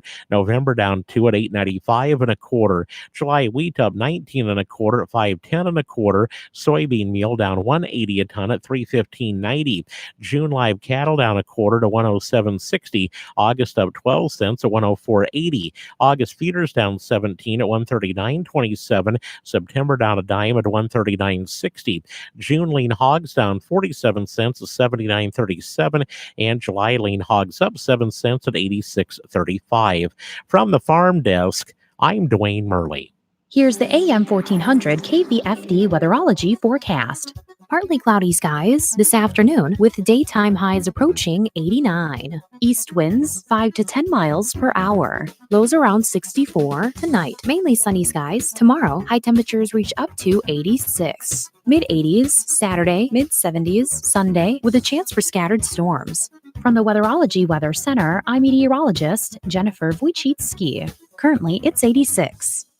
When severe weather threatens, keep it here for the Severe Weather Advisor. Brought to you by Creative Signs and Graphics Fort Dodge. For signs, decals, vehicle graphics, magnets, logos, customized documents, and more. If your business needs it, Creative Signs and Graphics can make it. And a stitch above the rest embroidery, Fort Dodge. Step out in style with quality brands, timely turnaround, and professional service. A stitch above the rest. Embroidery professionals worth finding. Remember, when severe weather threatens, stay with your friends on KVFD. Lawn lovers, run with us on the John Deere Z500 Series Z-Track mower. Built to mow better, faster with an Excel Deep mower deck. Because whether you're up against the clock or a busy day, this zero turn gets it done in almost no time at all. Nothing runs like a Deere. Run with us. Test drive a Z500 Series Z-Track mower at your John Deere dealer during the Take Your Turn sales event. Michael Devine, the Doctor of Truth. Does anyone have anything they'd like to confess? That AM 1400 KVFD. Yeah, this is AM 1400 KVFD, the voice of Fort Dodge, and I'm honored to bring on the program once again Mike Johnson's cousin, ladies and gentlemen, from the People's Republic of Johnson County, Senator Joe Bolcom. Senator, thank you so much for joining us. How you doing this afternoon, Mike? I'm doing. Folks in Webster County are getting dried out from all this rain. God, that is something, isn't it? Man, how was the rain down in Iowa City? Did you get a lot? We've got in the last week about 4.5 inches. 4.5 inches in a week. Gosh. Yeah, it's been bad. Well, I hope the farmers can get back out in the fields soon if they're working in the next day or two. Well, when I've been out in the country, they're definitely out there. I mean, they're going up and down the fields like up and down the rows like nothing. Senator Joe Bolcom, of course, Democratic senator from Iowa City, and he has asked his fellow legislators to reconvene on the subject of medical marijuana. Now, Governor Reynolds has given kind of a couple of strange reasons for vetoing something that passed the House and the Senate in Iowa by overwhelming margins. It seems to be, and I was just talking with a friend of mine, Steve Peterson, about this just before we came on the air. Senator, she seems to be saying, well, I kind of had problems with alcohol back in the early 90s, and I think, marijuana is kind of a gateway drug, so we need to proceed cautiously. My God, Illinois is getting ready to legalize marijuana for recreational use. And we still can't use medical marijuana, which is not an intoxicant at all, for pain relief for people who are suffering in the state of Iowa. Are you getting any read from Governor Reynolds as to what's going on with her reasoning?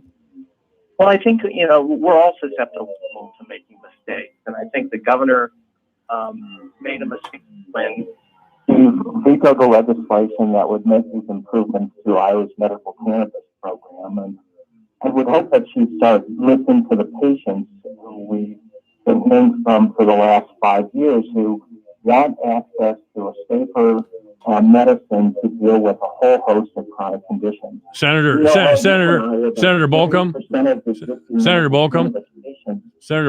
you're cannabis to relieve pain from a host of different conditions. Senator Bolcom, sir. My view is that we should make the medicine less strong, less effective, and I just think I appreciate her concern about abuse, and we're all concerned about abuse, and every drug has benefits and can be abused. I don't think it's a sufficient reason to keep Iowans who suffer from these chronic conditions from getting the relief they need. There's certainly more than one alcoholism. We don't crack down on the number of people who buy or consume alcohol just because they have an alcohol problem. We try and get them the help they need. Senator Bolcom, you started out really loud and clear there, but then you got muffled for some reason. So I don't. Sorry about that. I'll go back on the better phone here. Go ahead. Yeah, it has been my argument for quite some time that if you look at the crime statistics around alcohol abuse, if you look at the cost of medical treatment, both recovery or from physical ailments that arise from drinking alcohol, the costs to our society are staggering. But we wouldn't even consider banning liquor in the state of Iowa. There are some people who would not hear of it, and they're willing to pay the cost of it. In some ways, I think it's not really the debate whether we should compare marijuana to alcohol. What we're talking about is trying to get effective medicines to people in some cases that are dying and that are critically ill. You don't usually go out and have a good time at the bar when you're dying or you're critically ill. You really just want the care you need. And that's what medical cannabis provides to so many people. There are 32 other states in the country where millions of Americans have access to safe, responsible medical cannabis programs. And we're working on this for 5 years now here in Iowa, and we still have a program that is struggling to help a whole host of people that we could be helping. Yeah, I ask our local representatives, and I understand that argument. I understand what you're saying, that that's the way it should be approached. But it's almost impossible to separate medical marijuana from recreational marijuana in the minds of a lot of people.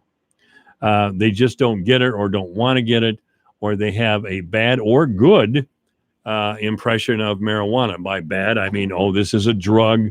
It's a serious drug, and we don't want to advance the drug culture in the state of Iowa, which seems to be the argument that Governor Reynolds is making. Actually, I still don't understand her argument.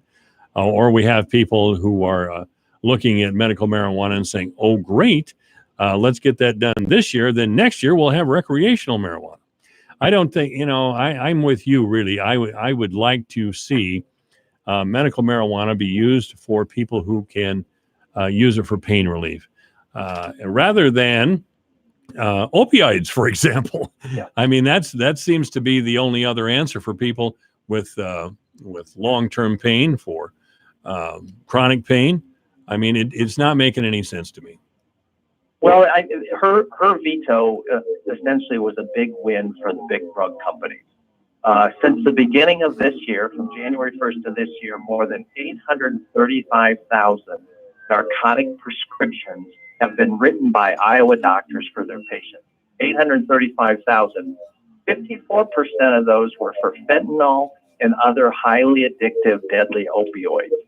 We know that medical cannabis is far safer, far less addictive, and can be effective for those patients taking these addictive, dangerous drugs. And so the governor needs to protect Iowans from these drug companies and these deadly medicines that are far more dangerous than THC that's available as medicine to our patients. Well, the drug companies have a lot of money to donate to political candidates. I haven't checked who's donating to Governor Reynolds in a while, but I will. Or to the Republican Party. Sometimes we have to check who's donating to the individual parties to understand influences. So I don't know. Do you know if Governor Reynolds or the Republican Party? I haven't looked at her. I haven't looked at her campaign reports, but I just the rationale that's been given about the concern about THC, which is actually medicine for people when they're really sick.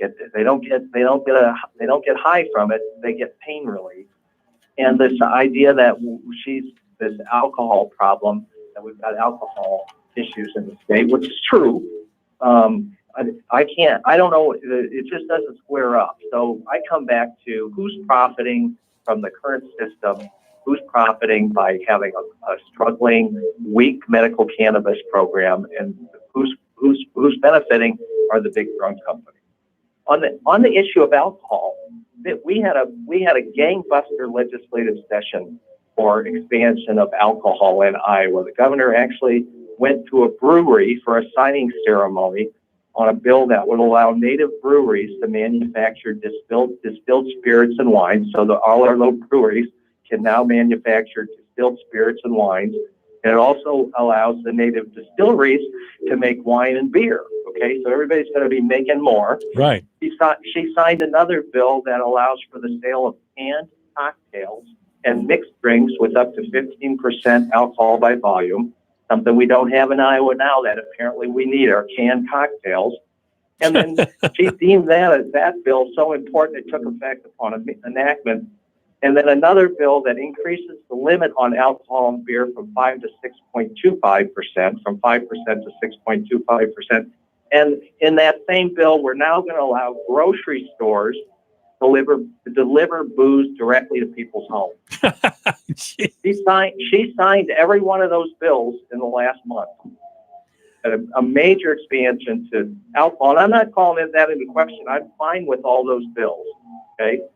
But when you have this rationale that you're concerned about substance abuse and alcoholism and sign 4 or 5 bills to expand people's access to alcohol, I wonder what your motivation is in keeping medicine away from sick people. No money in it, I guess. No money in helping people who need pain medication. If I sound cynical, Senator, it's because I am. Senator Joe Bolcom is our guest. I'm sorry. Go right ahead. Yeah, look, I want to give a thank you to Senator Kreinbrink and Representative Meyer and Representative Sexton, who all took good votes on the bill that was passed. We passed a bill in the legislature with strong bipartisan support to make a modest improvement to our current medical cannabis program, and they took good strong votes and provided leadership to make that happen, and they deserve our congratulations for that. I want to say that. And we're asking now for people to come back to Des Moines in a special session, take a couple hours. We can just drive over there for an afternoon and take care of this, to override the governor's veto. 137 of 150 legislators voted to improve the current program. And I hope that we can get folks that are listening to this program to thank Senator Kreinbrink and Representative Meyer and Representative Sexton for their votes and encourage them to sign up to come back to Des Moines and override this veto of Governor Reynolds. Well, I did. Of course, I like Tim Kreinbrink and Mike Sexton, and they've been on this program for many years, really.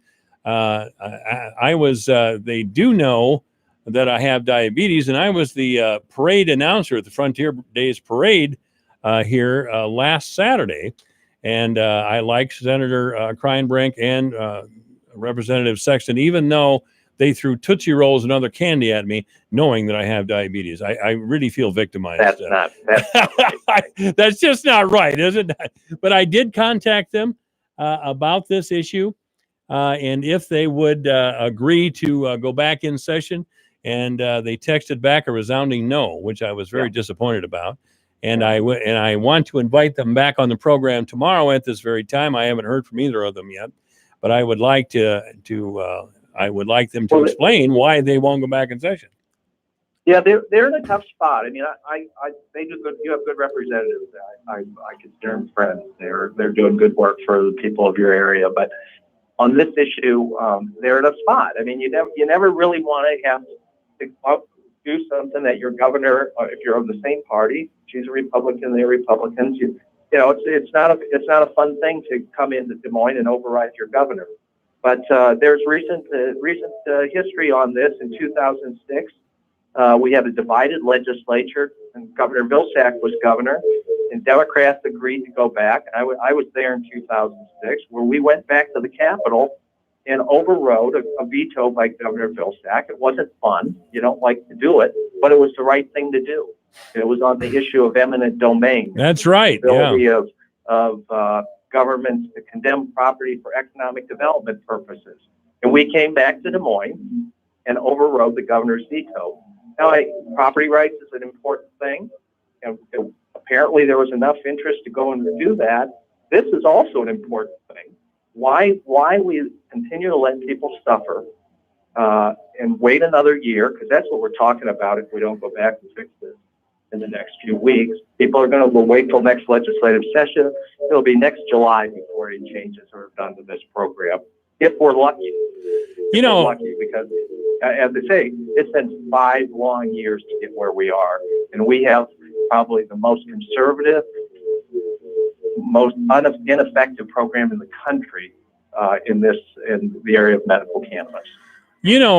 Medical cannabis passed the Iowa Senate 40-7. 40-7. That's very strong. Well, it was like 97-3 in the House. Really? Yeah. Yeah, 137 of 150 of us voted yes between the House and the Senate, adding it together. There's support to do this. We just gotta, we need to put the patients before our parties, before politics, and before these drug companies. I'm for that. Do you believe that you will be able to reassemble and override the veto? Well, we're in the process now of trying to cajole people and convince people and talk to people. And at the end of the day, it comes down to the people wanting this or not. I mean, people that are listening to this program this afternoon, they need to call their senator, call their representative, and encourage them strongly to go back to work. I mean, that's what it's going to take ultimately. Legislators do a really good job of trying to represent the people and send them to Des Moines. And this is a point in time where if people want to see this law fixed right now, they better get busy talking to their senator and their representative and see if they can get some minds changed about coming back over to Des Moines. I hope we can do this, and the weather forecast for at least the next week is really good. I don't know how many farmers we still have in the state legislature, but I know those guys want to stay out there until the work is done. I understand that. Yeah, I agree with that. Let's get the crop in. That's top priority. We can come together in July and do this if we need to. Sure, right? Sure. What is your real job, by the way, Senator Bolcom? I work at the University of Iowa.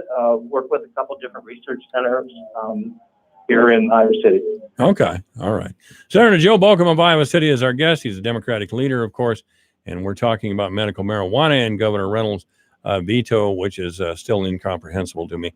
There is another piece of this puzzle. I have been told by Republican representatives that there is a group in the legislative body that every time this subject comes up, they are going to fight it because they had a family member, a close family member, have a problem with drugs. And every time this subject comes up, they take the podium and tell a very real and heartbreaking story of a family member who has struggled with drugs, and they connect this sort of marijuana with their family members' drug problems. I don't think they have it right. Gosh, that's got to be a terrible, terrible thing to watch a family member struggle with an addiction. It is such a destructive thing. I sympathize, but I think this grief that they feel is misplaced in this particular case. Yeah, I share that. I mean, what family hasn't been affected by drug abuse? I grew up in a family with a father that had alcoholism, and my family, my father got sober for more than 45 years before he passed away. Good for him. And so, I mean, I think a lot of families experience drug abuse in their families, and the key is to try and help people get the help, the treatment and care they need. It's not to say, I mean, as I pointed out, I would guess that a bunch of folks probably voted for all that alcohol legislation we just passed, even though we know people have alcohol problems. But we know that people can also responsibly use alcohol. So we don't ban it all just because some people have a problem with it. In terms of medical cannabis, I think it's people need to see it more as medicine than a drug to be abused. Is there marijuana abuse today in Iowa? Yes. People get it illegally. They go to states where they can get it where it is legal. Some people use it responsibly. Other people don't. But it's why we want to try and say to these sick, suffering Iowans, because some people have addiction problems or problems with a substance, you can't have any of this. That doesn't make sense. If that were the case, we wouldn't have we wouldn't have all these opioids, 835,000 prescriptions that were written since January 1st of this year. All those things would be banned because we know we have people overdosing from opioids. We don't say because people overdose from opioids, we can't use them. We try and create programs, and create prevention, and create treatment programs. Well, there's such a thing as Overeaters Anonymous. I've talked with a couple of people that go there, and they just tell awful stories about compulsive eating, almost around the clock, getting up in the middle of the night and eating a loaf of bread. I mean, my God. But I mean, to these people, this is a serious addiction, and it's heartbreaking to see them go through it. And I'm glad there are programs to help these folks. But the point is, once again, we do not ban sweets because some people have this addiction. We can we can do everything we can to help people who are addicted, but the rest of us still have to eat. And we'd like an ice cream cone every now and then, especially in the summer. That doesn't mean we are dismissing people with food addictions.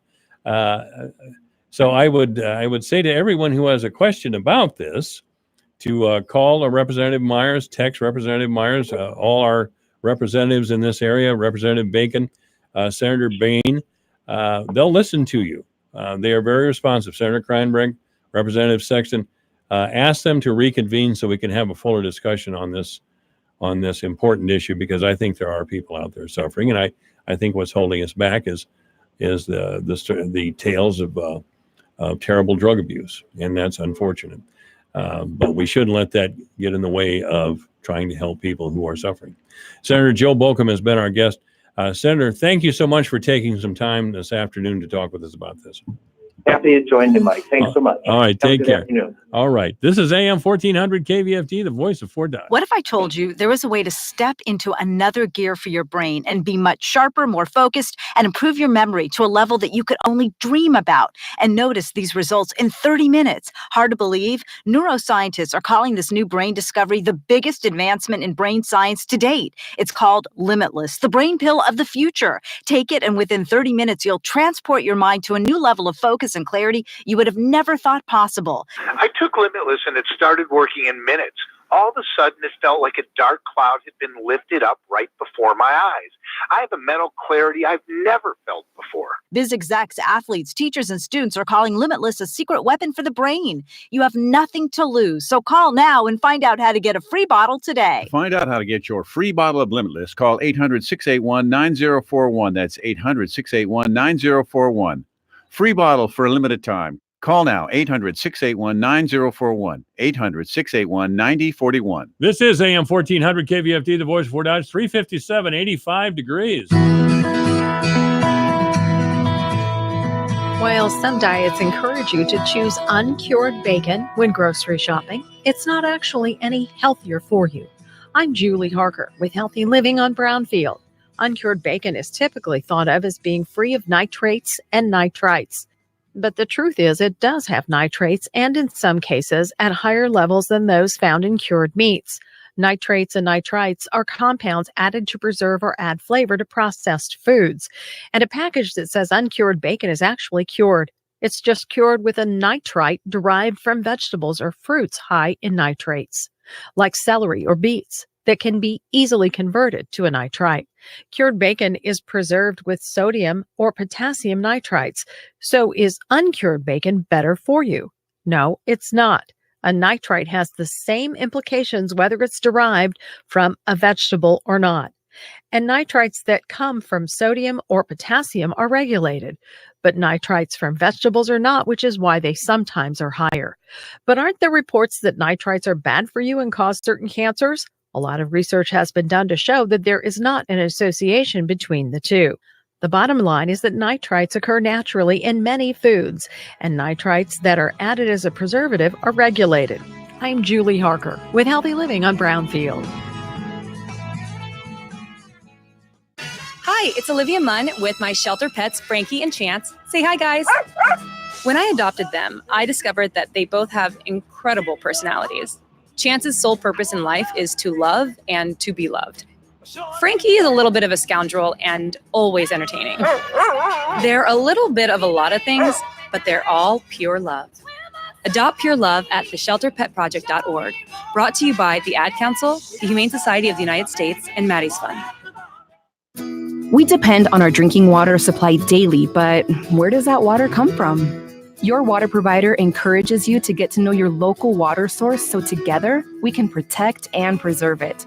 The investments we make as a community to protect our water source now ensure we have a sustainable drinking water supply for the future.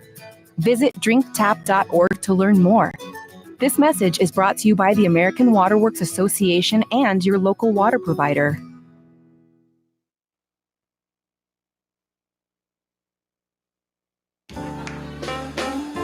All right, this is AM 1400, KVFD, the voice for Dodge. Thanks to Senator Joe Bolcom.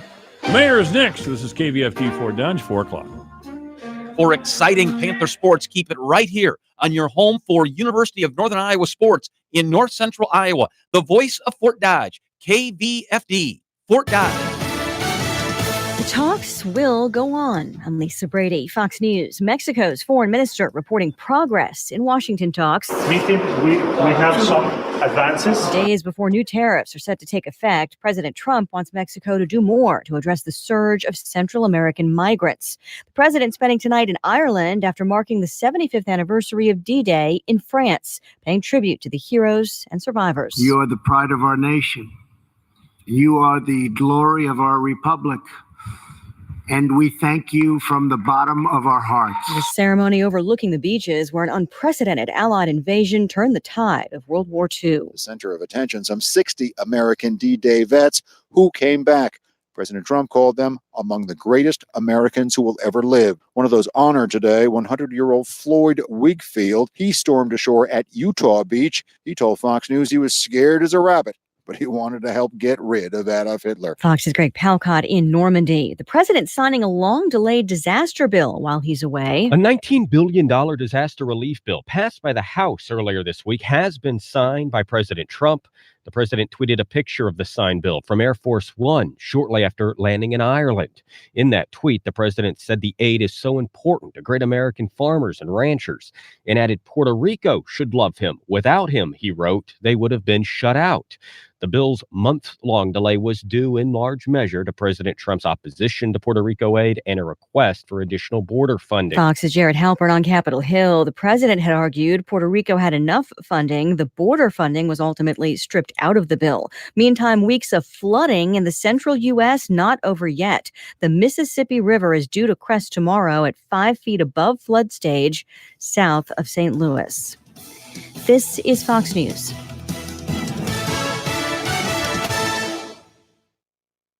Hi, I'm Jay Farner, CEO of Quicken Loans, America's largest mortgage lender. Spring is prime home buying season, so if you're thinking about buying a home, right now is the time to lock a low rate, which can save you money every month on your new mortgage. With our exclusive Rate Shield approval, the low rate you lock today is protected for up to 90 days while you shop for your new home. With a Rate Shield approval, if rates go up, your low rate stays locked. But if rates go down, you get that new, even lower rate. Either way, you win. Talk to us today at 800-QUICKEN or go to rocketmortgage.com to take advantage. Here's another great reason to work with us. For a record 9 years in a row, J.D. Power has ranked Quicken Loans highest in the nation in customer satisfaction for primary mortgage origination. Again, to lock in today's low mortgage interest rate and get the security of our exclusive Rate Shield approval, call us today at 800-QUICKEN or go to rocketmortgage.com. For J.D. Power award information, visit jdpower.com. Rate Shield approval only valid on certain 30-year fixed-rate loans. Equal housing lender. Licensed in all 50 states. NMLS number 3030.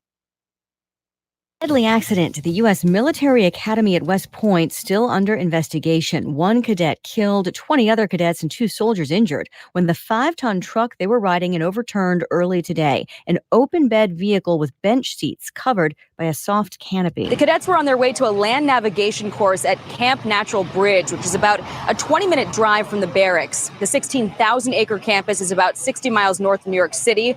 We're told this was a group of rising senior cadets, members of the class of 2020, who were being transferred to that course by 2 soldiers. Officials didn't answer questions as to whether the truck was over capacity, but said it is uncommon for these vehicles to roll, even in rough terrain. Fox's Jackie Heinrich at West Point. Singer R. Kelly pleads not guilty to the 11 new sex-related charges against him in Chicago. Charges related to one of the 4 accusers from the original case in February. Defense attorney Steve Greenberg. It's the same facts that we know now, and it's the same witnesses. But the new counts include aggravated sexual assault, up to 30 years in prison if convicted. Kelly has denied any wrongdoing.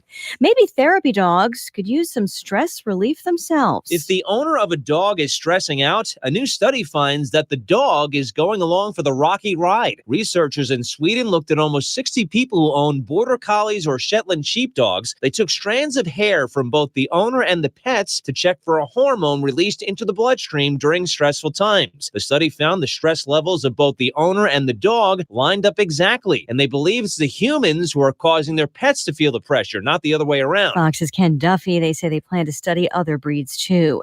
Weeding out extremist content, apparently not a perfect science for YouTube. A history teacher in Romania says his channel was pulled by mistake over footage of Nazi propaganda shared for educational purposes. No public response from YouTube, but the teacher's channel is back up.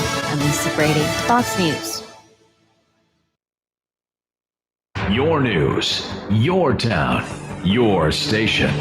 KVFD News when it breaks. Good afternoon. Here's a look at local news. For the newsroom, I'm Bob Fisher reporting.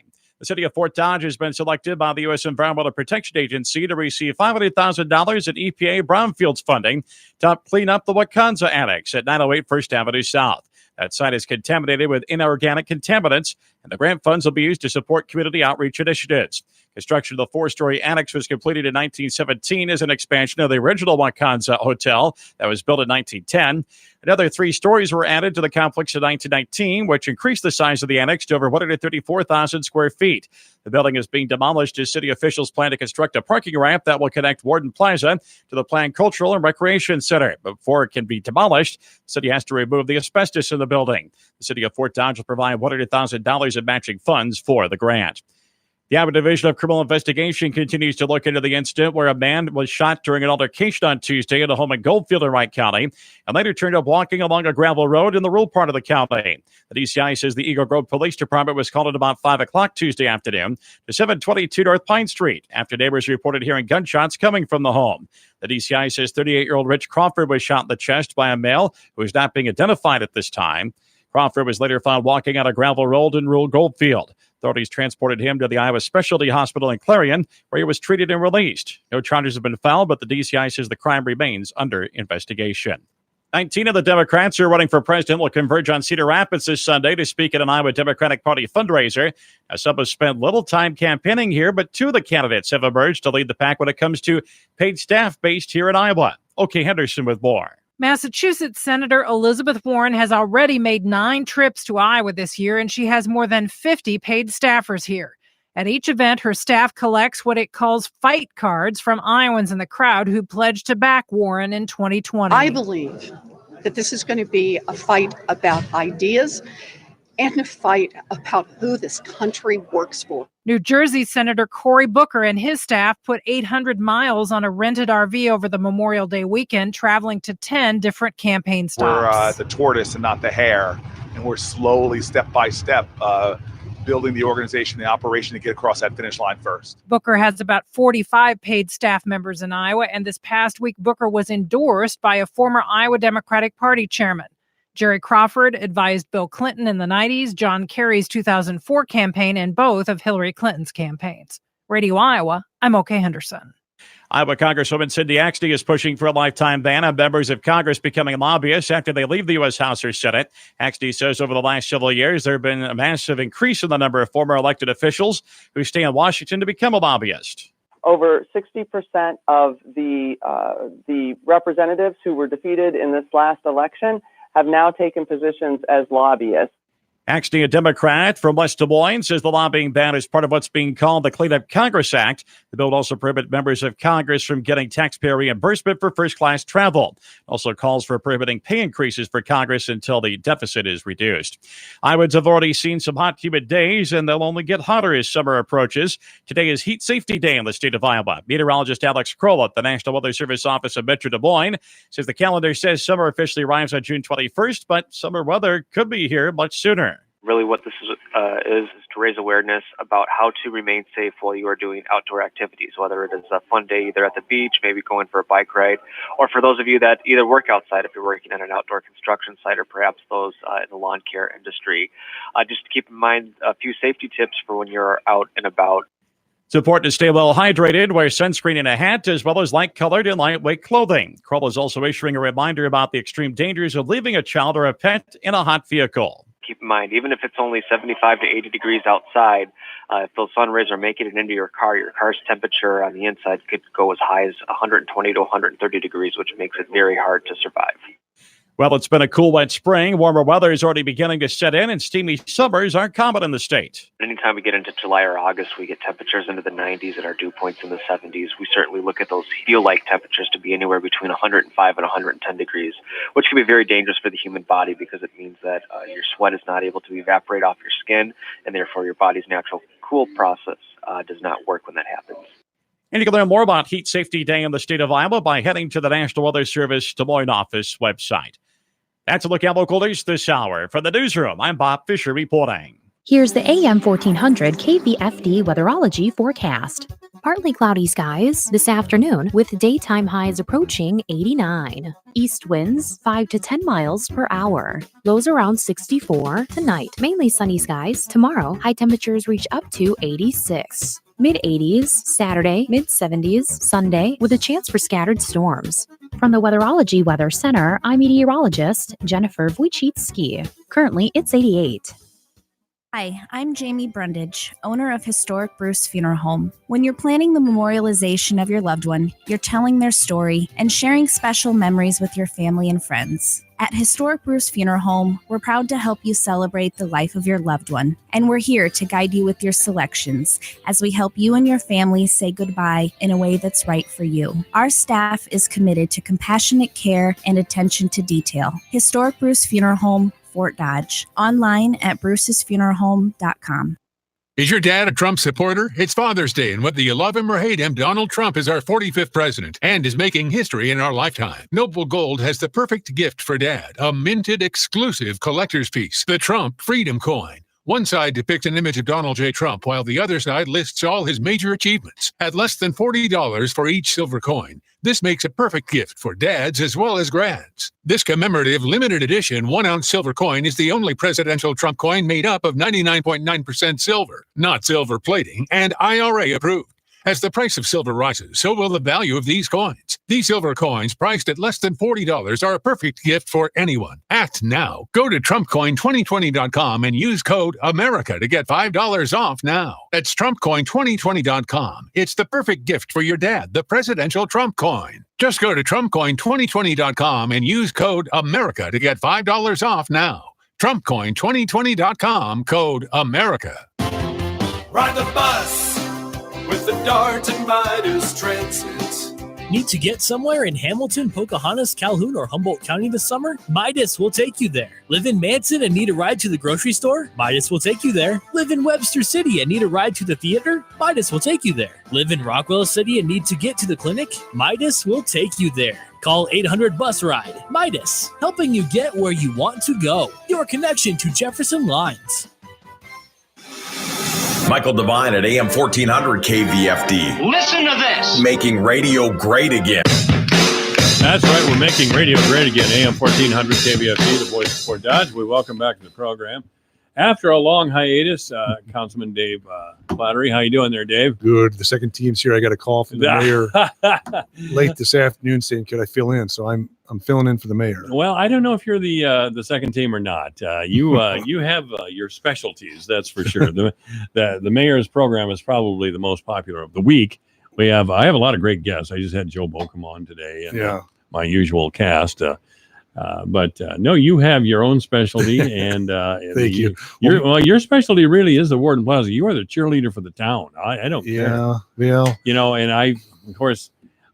I'm probably the opposite of you. I'm a cynic and you're an optimist, and you have patience and I don't. So we're talking about the Warden Plaza, of course. And I use that word patience off air is that, we just, the city was just awarded $500,000 in EPA funding. Yes. For the cleaning of the annex of the asbestos. Just the annex? Just the annex. Okay. Yes. That's my understanding. Was just the annex, because that's going to come down. That portion will come down. Right. And so, it's all about patience, and I'm like many running out of patience. But when I see this, $500,000 awarded, that's all part of the process of the eventual revitalization of the Warden Plaza. The annex will come down because the building itself as one unit is just too large a facility for any one developer to renovate. It's just it's a $33 million renovation just for that Warden building itself. So and you still are left with no parking, and so the intermodal building that will be going up will provide enough parking for the eventual renovated Warden, and as well as hopefully the rec center that will go to the east. So, I'm ready for that. Boy, if there's one thing we do need, it's a rec center. You and Nevin Mulholland have talked about it off and on over the years, and we need a rec center. We do. The rec center has served it. Has served its purposes. But when we look at rec centers that a young professional out of maybe Ames or Iowa State or Iowa come, they're state of the art, and they're coming to ours that's run down, rusty, old. But I tell you what, it's still being managed well. It's just they're dealing with an old facility with an old pool. And so it's just outdated. And when we look at recruiting labor to rural Iowa, it's these types of things, these type of amenities that are important to attract young professionals, skilled labor to this community. That's what they're looking for.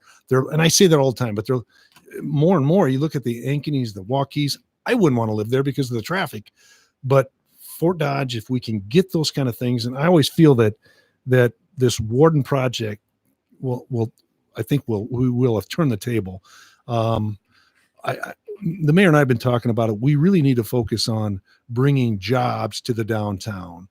And, we've got vacant buildings, and we've got to have parking. We've got to have those kind of, and I think the rec center will hopefully bring restaurants. I'm a dreamer, but you got to have somebody that has a vision and dream and can get there. And I think the mayor's there. I think our city manager's there. I think the council's on board for this. But it takes patience, and we're wearing thin on our patience right now. But this is the first step. We go to Washington, D.C., and we lobby for this, and you can tell they're listening. And so this is all part of this step-by-step process of getting this project done.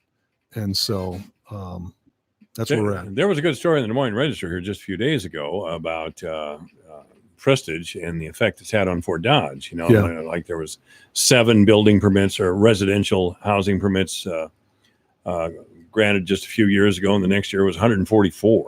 So that's growth in our town. And I want to come back to the warden. Of course, it was disappointing. You were one of the leaders of the of the Crosstown Connector, Mm-hmm. and we got it done, and our town is better for it. Mm-hmm. However, our mall has fallen apart. Yes. And that's a frustration when we Yes. fight a big battle over a Crosstown Connector to get out to our shopping area. Mm-hmm.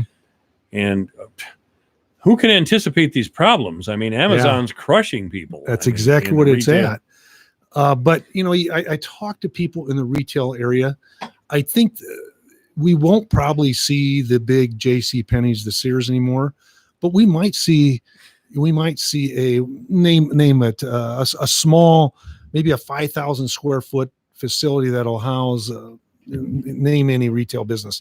You can order I'm online. okay with that. I you love can it. order online, but it might be part of a strip mall that still provides some of the amenities that you might need that you can still go out and get.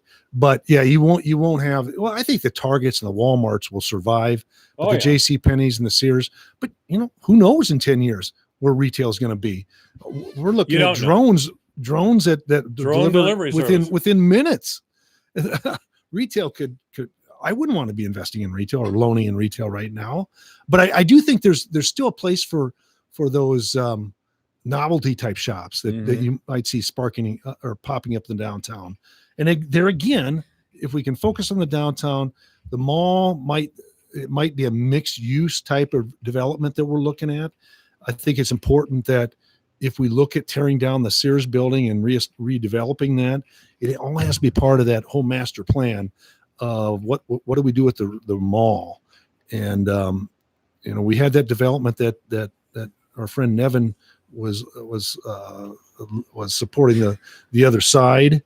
And maybe that was a blessing that they didn't come in. I don't know, but it's the Blessing Group from Tennessee. it was the Blessing Group that owned it. Yeah. I said the word blessing. I didn't mean Or, to be, excuse me, the Blessing Group that owned it. that owned it. And then what was the name of the group out of Tennessee? Their name was very similar to the Blessing I Group. can't remember. Yeah, but Nevin was hired as their attorney.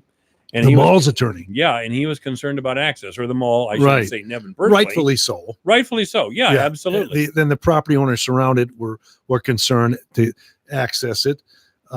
Yeah, they were. In the jewelry store, I remember being in a city council meeting where a representative from K Jeweler said, these guys are going to kill us if they Right. restrict access off Fifth Avenue South. Uh-huh. Exactly right.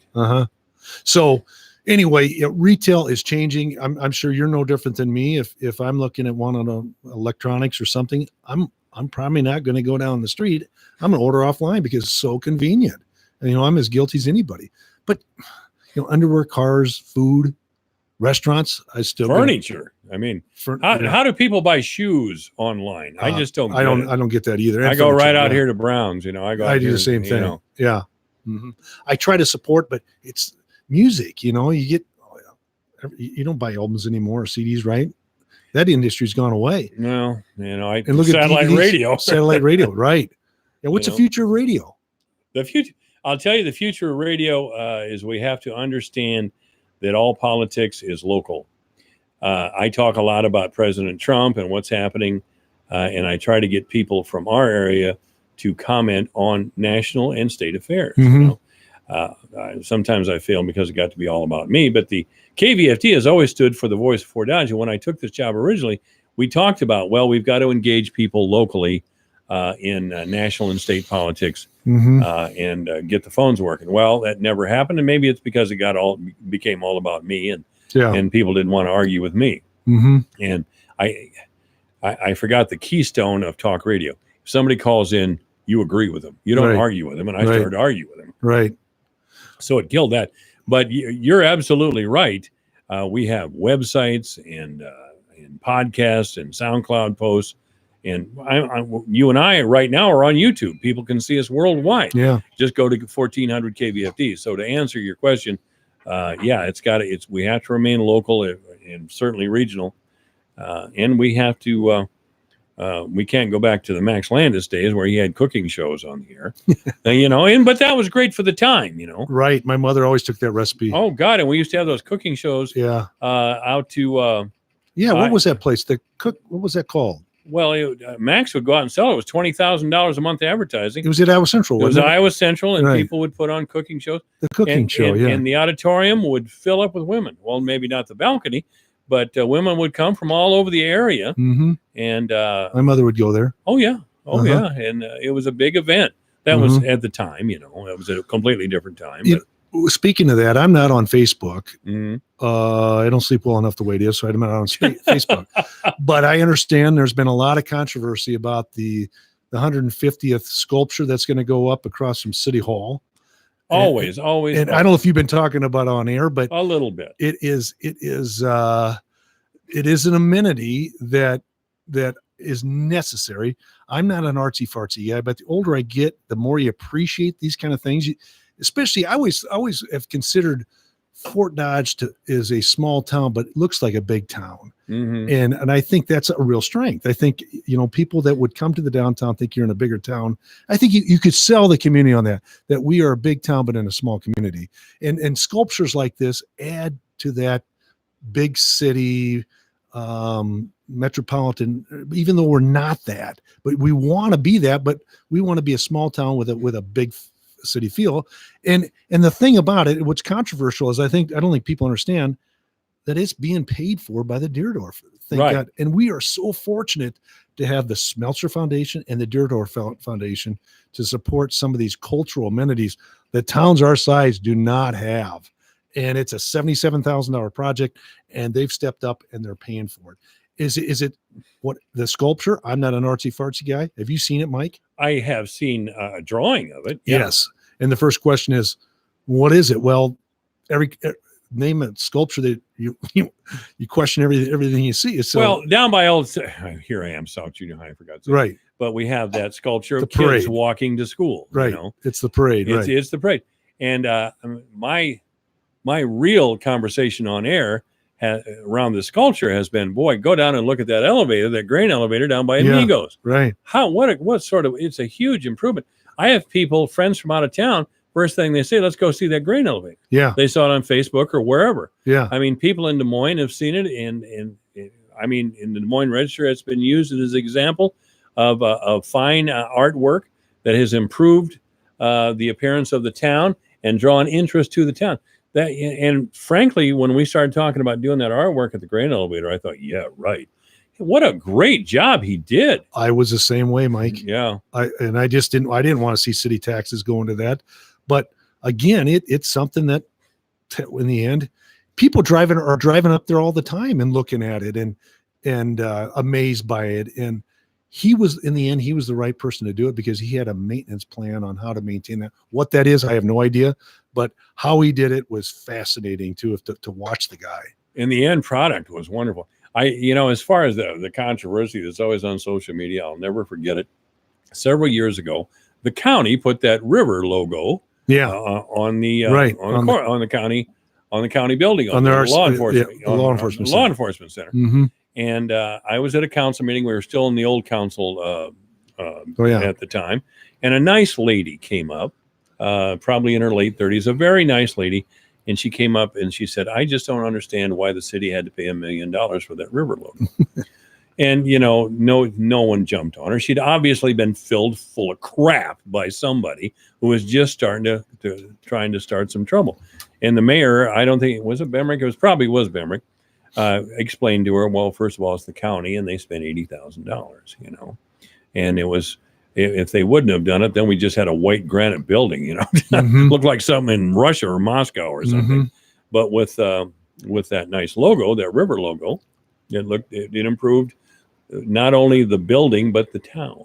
And it's unique. Not how many towns have something like that?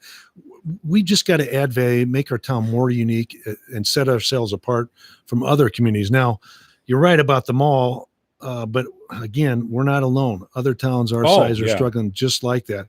But the important thing is that we have to have a vision, have to develop something unique out there at the mall, a mixed use. I know the mayor talks about that. We've talked about that privately. What do we do with that? But again, that's not a city.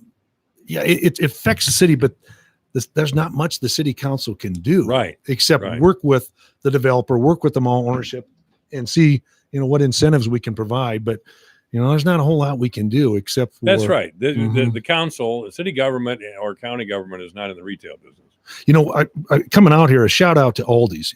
Have you been by Aldi's? Oh yeah. Have you been by there like today or yesterday? Not today, but it's fully landscaped. All the grass. They got it done. All the sods down. Great. It's not. I mean, I don't think the building's done, but that is something that I wish other retailers would, and we've got a lot of good retailers in this community, would take notice on how to do it right. They've built it right. They've got good contractors out. They've trotted through this bad weather we've had, and you look at it, and they've got the sprinklers going and everything else now. It's a showcase. So all these is done it right. So I'm real proud that they're in this community. That's great. Well, the work we've done out at the Crossroads with, it always used to flood out there. Yeah. And we have Chemna has done a nice job. Just what a beautiful building Chemna has brought to our town, and a great business for General Motors products. And of course, I always justifiably, I think, sing the praises of the Johnson family. And the Shimcat family. And Bruce and Bruce Shimcat. And what is that? 3 generations of Shimcats are out there. And they've all done a good job. Outstanding. Of restoring, blighted areas. Yeah. That's good. Yeah. Shimcat they were the last of the downtown car dealers, right. I think. And I actually hated to see them go out in the old Kmart store, but people coming from out of town on Highway 20, they have a great facility out there, right next to Baumgars and everything. And yeah. So, by the way, somebody called the other day and said they saw fireworks for sale at Baumgars. Well, you can sell them. That's right. As of June 1st. That's in right. Enclosed building. In a closed facility. So Baumgars is perfectly all right. Speaking of fireworks, you going out to the celebration this weekend? Of course. Yeah. Got my tickets right here. Yeah, great. Got my tickets. Great. I don't know how big a Sammy Hagar fan I am, but we're going to find out. We're going to find out. I always kind of like Van Halen, especially with that Sammy was Hagar your generation, wasn't it? Yeah. A little beyond, but that's 80s. a high energy type band, and he's getting up there, but I think he still puts on a pretty good show, they say. So, I believe it. Yeah. Sammy Hagar is 71 years old. Yeah, he's 71 years old. Yeah, no, but he looks like he's in great shape. And I was talking to Karen at the bank, and I think he's going to put on a 2-hour show. He's starting a little early. Oh, really? Uh-huh. Well, I'm definitely going to be. Well, I thought we had a phone call, but if you do have a question or comment for Councilman Flaherty, or Flattery rather, it's 515-955-1400, 515-955-1400. I can't get you out of here without talking about the Twins, Dave. Come on, you and your brother are big baseball guys. Is he a Twins guy too? Or not? Absolutely. We've been Twins fans our whole life. Yeah. Well, let's go. Let's go to the phones. Not your phone, Dave. Good afternoon. You're on the air with Councilman Flattery. Yeah, I agree with you on your comment about local radio is the best radio. I just wonder why Flattery won't show up and match wits with Coleman and Mulholland on Friday afternoon. Haven't been asked. Well, he never shows up anymore. He never does he, Randy? I don't. Mulholland is going to say because he's afraid of matching wits with a couple of geniuses like you and Nevin. I think there's probably some truth there. I agree with you. And the Twins are winning even. He still doesn't show up. The Twins are winning, and he still doesn't show up. You're invited tomorrow again, Dave. See, Dave always says, "Oh, I got to go put food on the table." Right. As if the family's living in a tent somewhere. That's right. Thank you, Mike. I got to put food on the table. Oh yeah. Well, I agree with the councilman on his use of Fort Dodge. So. Oh, good. Thanks, Randy. Appreciate it. All right. Well, I'll bug him to come tomorrow, but I don't think we're going to get too far. But thank you, Randy. Yeah. Tomorrow at this time, as a matter of fact, Randy Coleman will be here talking sports along with Nevin Mulholland. And Dave, you're certainly invited. I will say that the season isn't over. It's still early. We're about a third of the way through the season. The Twins have got a tremendous record, but can that pitching hold up? And can the hitting hold up? That's the we still got question. The dog days of August to go through. You've got a good Cleveland team that's like 9.5 games out. They've beat us twice here last 2 nights. I still feel real good about the Twins, and this Rocco Bardelli, the new coach, has been great. But I think there's still a few holes they've got to fill in. But Nev and I were talking. What about a Twins Cubs series? Boy, that'd be a dream. I know it wouldn't mean anything to the people in the West Coast, the East Coast, but here in the Midwest, it'd be awesome. Wow, it would be great. It was great enough when the Cubs in Cleveland were in the series, the 2016 series. I had of course I was rooting for the Cubs to win the series, but I thought, God, Cleveland is one of those teams that's never won a World Series. Right. I don't believe, or if they had, it's been many, many years ago. Watch out for the Yankees. What a lineup! Yeah. My God. But they've got a good lineup, but all their players are going to be coming back. The Judges of the world and But can you see a Dodger Yankee or a Yankee Cubs series? We could very well see that this year. The Cubs are coming. Rizzo is having a great year. Yes, he's he is. really coming on. Yeah, so Rizzo's having a great year. Yeah, John Lester can still throw the ball. Baez. Hard. Yeah, and the guy we got from the Rangers. Why am I always forgetting his name? I don't know that. Pitcher? Yeah, pitcher. Darvish? No, not Darvish. I wish we could get rid of him and chat with both. Darvish started last night. Cole Hamels, that's who I'm trying Cole to think Hamels, of. yeah. Right. Who had great years with Philadelphia, and he still Right. got plenty of good Right. stuff. These are good years for Major League Baseball. It's a very competitive league. The National League Central is very, very competitive. The Brewers are in there. The Cardinals, the Cardinals have a better team. They should be doing better than they are. I know they swept the Cubs. Last weekend. I didn't want to see it, but they're a great team. Oh, I think if they get their pitching, especially the starting pitching together, Cardinals, they got a good team. Yeah. I've been saying for about 5 years that Adam Wainwright's all washed up, and he's not washed up yet. He had a Boy. good night the other night. Yeah. And I don't know what's wrong with the Red Sox this year, but they still got plenty of talent. Yeah. There's in the San Diego Padres. Amazing. They have a real solid lineup out there. And, these are good years for Major League Baseball. If you're a baseball fan, boy, get MLB.com. I it's have fun. it. And it's, I'll tell you, Tampa Bay Rays, they're a team that we don't see around here very often, but they're, again, a solid team. Right. But they don't draw any fans. They don't, do they? Yeah, I think 5,000-10,000 maybe. Isn't that silly? Mm-hmm. And wow, Philadelphia. I know. Another good team.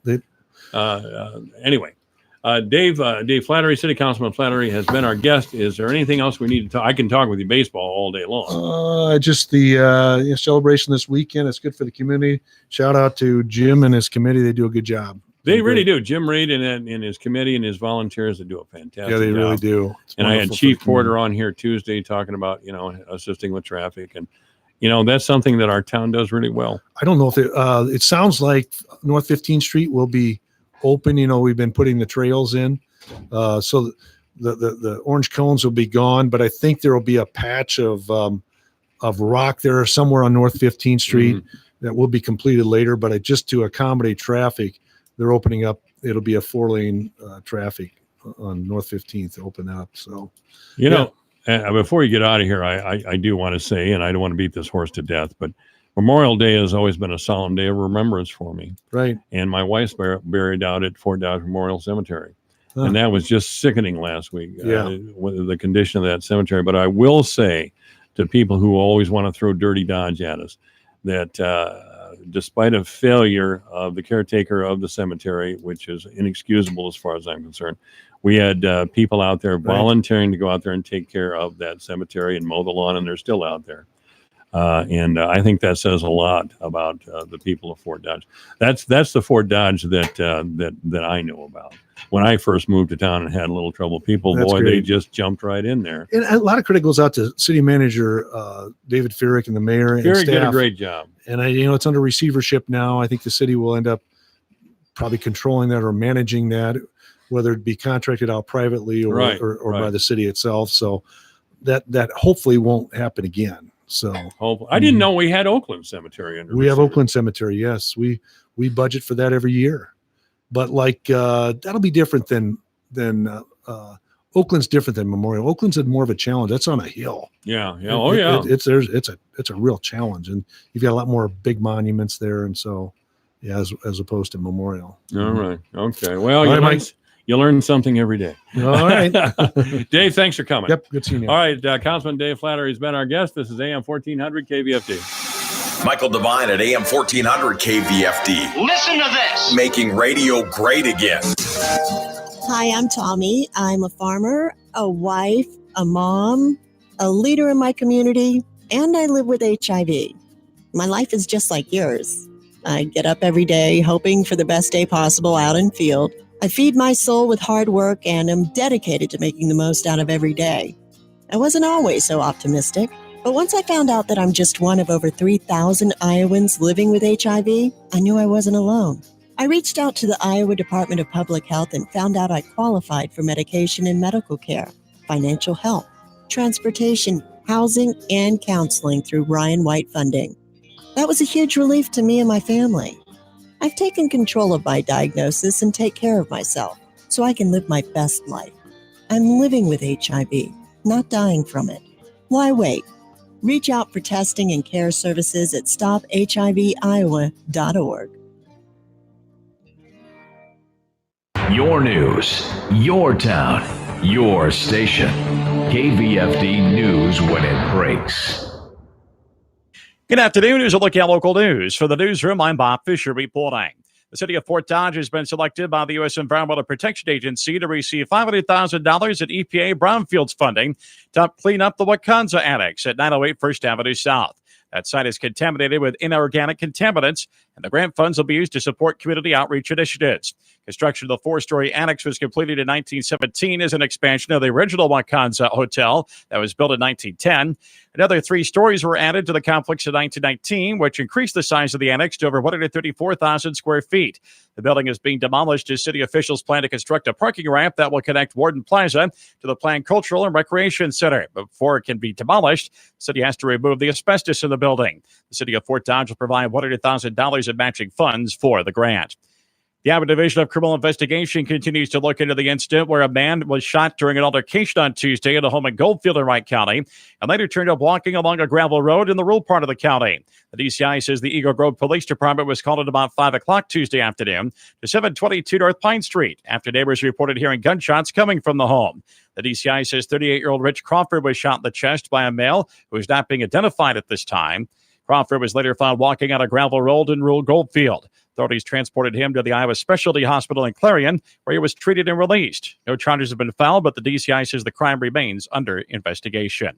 19 of the Democrats who are running for president will converge on Cedar Rapids this Sunday to speak at an Iowa Democratic Party fundraiser. Now, some have spent little time campaigning here, but 2 of the candidates have emerged to lead the pack when it comes to paid staff based here in Iowa. OK Henderson with more. Massachusetts Senator Elizabeth Warren has already made 9 trips to Iowa this year, and she has more than 50 paid staffers here. At each event, her staff collects what it calls fight cards from Iowans in the crowd who pledged to back Warren in 2020. I believe that this is going to be a fight about ideas and a fight about who this country works for. New Jersey Senator Cory Booker and his staff put 800 miles on a rented RV over the Memorial Day weekend, traveling to 10 different campaign stops. We're the tortoise and not the hare, and we're slowly, step by step, building the organization, the operation to get across that finish line first. Booker has about 45 paid staff members in Iowa, and this past week, Booker was endorsed by a former Iowa Democratic Party chairman. Jerry Crawford advised Bill Clinton in the 90s, John Kerry's 2004 campaign, and both of Hillary Clinton's campaigns. Radio Iowa, I'm OK Henderson. Iowa Congresswoman Cindy Axne is pushing for a lifetime ban on members of Congress becoming lobbyists after they leave the U.S. House or Senate. Axne says over the last several years, there have been a massive increase in the number of former elected officials who stay in Washington to become a lobbyist. Over 60% of the representatives who were defeated in this last election have now taken positions as lobbyists. Axne, a Democrat from West Des Moines, says the lobbying ban is part of what's being called the Clean Up Congress Act. The bill also prohibits members of Congress from getting taxpayer reimbursement for first-class travel. It also calls for prohibiting pay increases for Congress until the deficit is reduced. Iowans have already seen some hot, humid days, and they'll only get hotter as summer approaches. Today is Heat Safety Day in the state of Iowa. Meteorologist Alex Kroll at the National Weather Service office of Metro Des Moines says the calendar says summer officially arrives on June 21st, but summer weather could be here much sooner. Really what this is to raise awareness about how to remain safe while you are doing outdoor activities, whether it is a fun day either at the beach, maybe going for a bike ride, or for those of you that either work outside if you're working at an outdoor construction site, or perhaps those in the lawn care industry. Just keep in mind a few safety tips for when you're out and about. It's important to stay well hydrated, wear sunscreen and a hat, as well as light-colored and lightweight clothing. Kroll is also issuing a reminder about the extreme dangers of leaving a child or a pet in a hot vehicle. Keep in mind, even if it's only 75 to 80 degrees outside, if those sun rays are making it into your car's temperature on the inside could go as high as 120 to 130 degrees, which makes it very hard to survive. Well, it's been a cool, wet spring. Warmer weather is already beginning to set in, and steamy summers are common in the state. Anytime we get into July or August, we get temperatures into the 90s and our dew points in the 70s. We certainly look at those feel-like temperatures to be anywhere between 105 and 110 degrees, which can be very dangerous for the human body because it means that your sweat is not able to evaporate off your skin, and therefore your body's natural cool process does not work when that happens. And you can learn more about Heat Safety Day in the state of Iowa by heading to the National Weather Service Des Moines office website. That's a look at local news this hour. For the newsroom, I'm Bob Fisher reporting. Here's a look at how the markets closed today. July corn up 5 3/4 at $4.20.5. September up 5 1/4 at $4.29.5. December up a nickel at $4.38.5, and March up 4 3/4 at $4.46 3/4. July soybeans down a penny to close at $8.68 3/4. August down a penny at $8.75 1/4. September down 1 1/2 at $8.82 1/4. November down 2 at $8.95 1/4. July wheat up 19 1/4 at $5.10 1/4. Soybean meal down $1.80 a ton at $3.15.90. June live cattle down 1/4 to $107.60. August up 12 cents at $104.80. August feeders down 17 at $139.27. September down a dime at $139.60. June lean hogs down 47 cents at $79.37, and July lean hogs up 7 cents at $86.35. From the farm desk, I'm Dwayne Murley. Here's the AM 1400 KVFD weatherology forecast. Lows around 64. Tonight, under clear skies, winds out of the southeast, 5 to 10 miles an hour. High of 86. Tomorrow, mainly clear. 60 tomorrow night, clear skies and quiet. Mid-80s Saturday, mid-70s Sunday, with a chance for scattered storms. From the Weatherology Weather Center, I'm staff meteorologist Derek Height. Currently, it's 88 degrees. This is AM 1400 KVFD, the voice for Dodge. It's 444. Obituaries this hour brought to you by the historic Bruce's Funeral Home at 923 First Avenue South in Fort Dodge. You may contact the historic Bruce's Funeral Home by calling 515-576-5117 or online at www.brucesfuneralhome.com. Beatrice Wingerson has died at the age of 84. She died June 5th at Bickford's here in Fort Dodge. There will be a cremation service here in town for Beatrice Wingerson. Karen West of Fort Dodge has passed away at the age of 75. She died Tuesday at Trinity Regional Medical Center. There will be a service at 10:30 in the morning Saturday for Karen West.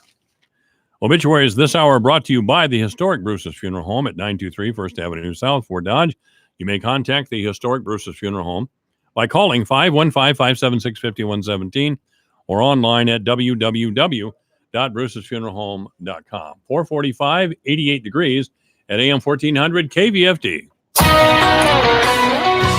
From the Fox Business Network, all Wall Street stocks surging in the final hour of trading and closing higher on reports that the U.S. was weighing delaying tariffs on Mexico, with the Dow rising 181 points, the Nasdaq up 40, S&P 500 up 17. And shares of Barnes & Noble climbing 30% on news that the bookseller was nearing a deal to go private and might be bought by hedge fund Elliott Management, according to the Wall Street Journal, a move that would end the independence of the nation's largest bookstore chain. And shares of Zoom Video Communications zooming after hours and spiking 11% after the video conferencing company reported its first earnings report since going public with better than expected results and also providing an optimistic outlook. And Beyond Meat releasing its first quarterly report since going public and reported revenue that topped analyst expectations and forecasting full year 2019 revenue exceeding $210 million.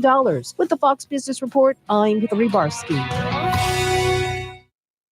It's happening to you every night.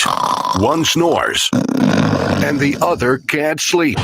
But now there is a quick and easy to use solution, a natural solution. Snore Stop, the #1 selling anti-snoring medicine in the U.S. Thank you, Snore Stop. You saved my marriage. It's time to try Snore Stop and make every night a better night for both of you. Spray or tablets are available today at Rite Aid and CVS or online at snorestop.com.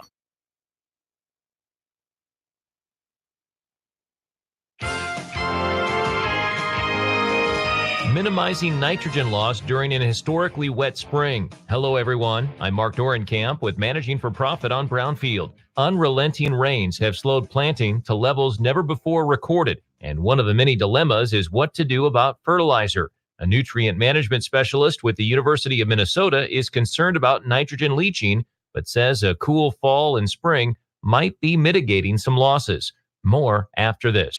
Do you check your phone, eat, or adjust the radio while driving? Driving distracted isn't worth risking lives. Join the LUTC 43 Foundation's 43 Key Seconds initiative and pledge to stop driving distracted. Take the pledge at LUTC43.org. Clear head, clear hands, clear eyes. Click it. Distracted driving is preventable. Learn more at LUTC43.org. Sign the 43 Key Second pledge and stop distracted driving.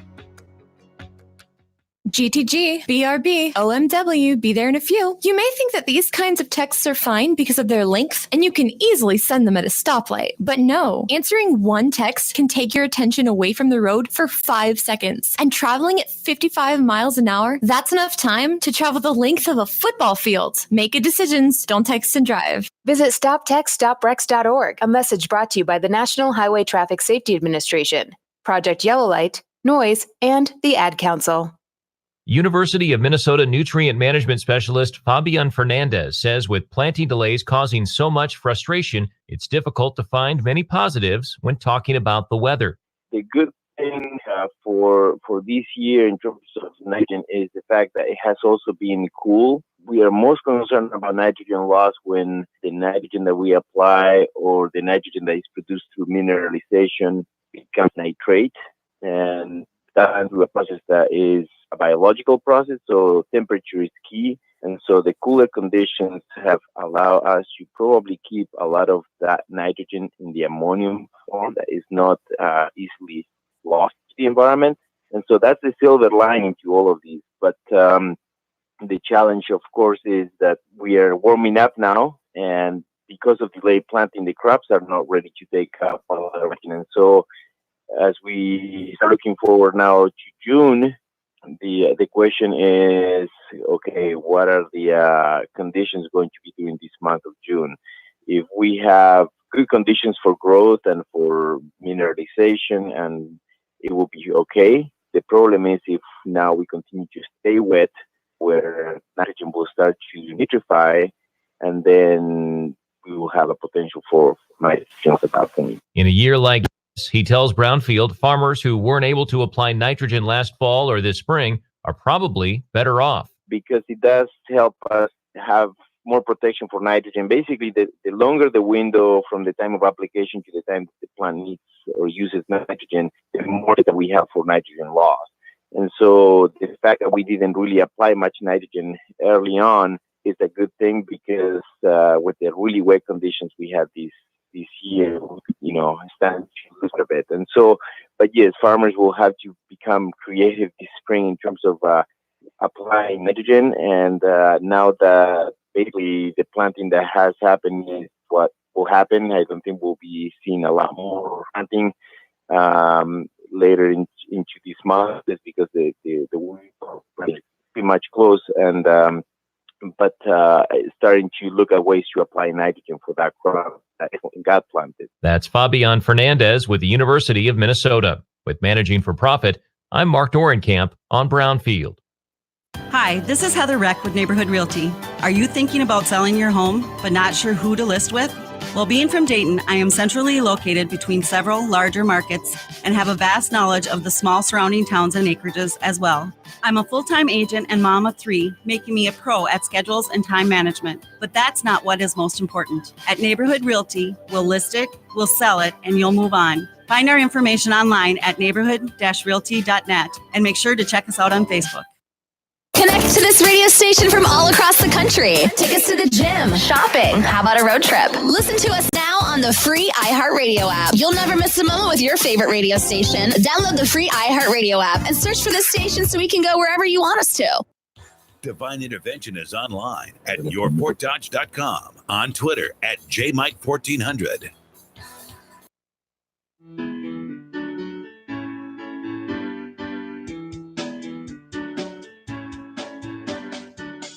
Support for the Iowa Watch Connection comes from the Iowa Insurance Division's Iowa Fraud Fighters program.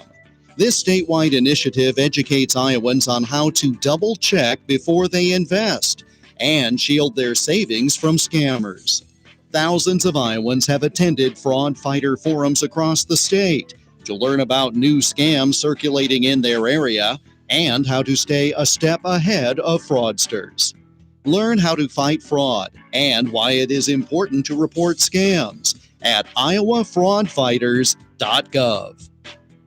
The Iowa Watch Connection radio program is part of a statewide audience engagement project organized by the Iowa Center for Public Affairs Journalism, an independent, nonprofit, nonpartisan news organization. The center is dedicated to producing high-quality investigative and community affairs journalism in Iowa, while also training journalism students to do this work at a high ethical level. The center is found online at iowawatch.org. Welcome back to the Iowa Watch Connection. I'm Jeff Stein. Dr. Warren Phillips is a senior lecturer in the psychology department at Iowa State University. He has a clinical practice in Ames and is president of the Iowa Psychological Association. Do you find, in your experience, that there are more individuals either in need of or seeking assistance than might have been the case 15 or 20 years ago? Yes, I do believe that the need for services, the mental health issues that are happening, whether it's on college campuses or in the general public, have definitely increased over time. There are a lot more stressors now, and more unique kinds of stressors going on right now than I think there were, say, 25, 30 years ago. And it certainly affects, I think, the general public, but also affects our college students as well on our college campuses. One of the big differences, of course, between the past and current is the impact of social media and social media platforms. And I don't want to be one of these people who basically says all social media is bad, because it's not. There are some real positive things that come from social media. There's some ways that people are able to stay in touch with friends and others that would have been perhaps more difficult in the past.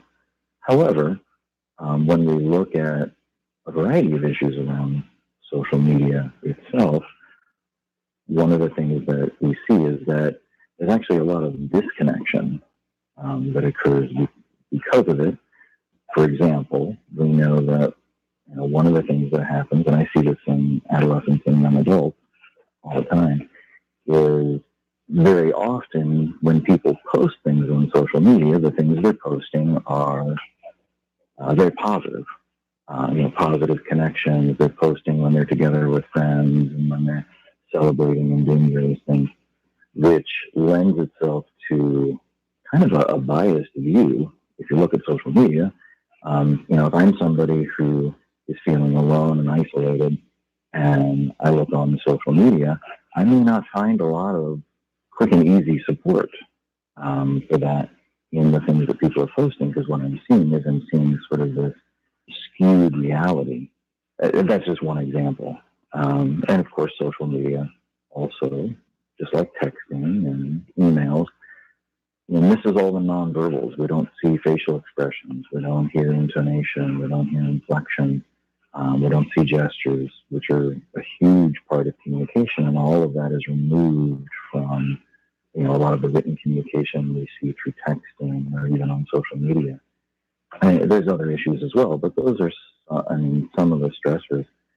I think the other thing, and I'm in my 50s. I was just talking about this the other day. When I was a child and a teenager, when I talked to a friend or somebody on the phone, it was a phone that was attached to the wall. And if they called and I wasn't home, there was a message, and I might call back or I might not call back, depending on how it works. That's all very different now. And that's the case not just for college students, but for all of us. We are all connected almost 24/7. People can reach us anywhere at any time. And while I don't want to say that these factors, changes in technology and social media are the primary factors that have led to some of the increased stress, they are part of the picture. We certainly see economic pressures as well. We see the increased need over the decades for getting advanced degrees and higher levels of education, more competition in the workplace. So there's numerous stresses. We see issues around the environment and all the discussion that you're seeing around global warming. I think that increases the anxiety, in particular, of lots and lots of people. So there are many, many stressors happening that I think are part of the influence. A number of things you said just now are fascinating to me, and they all do come back to this level of information and connectedness. And we know so much more if we avail ourselves of it about things happening to our friends, to our neighbors, to our world.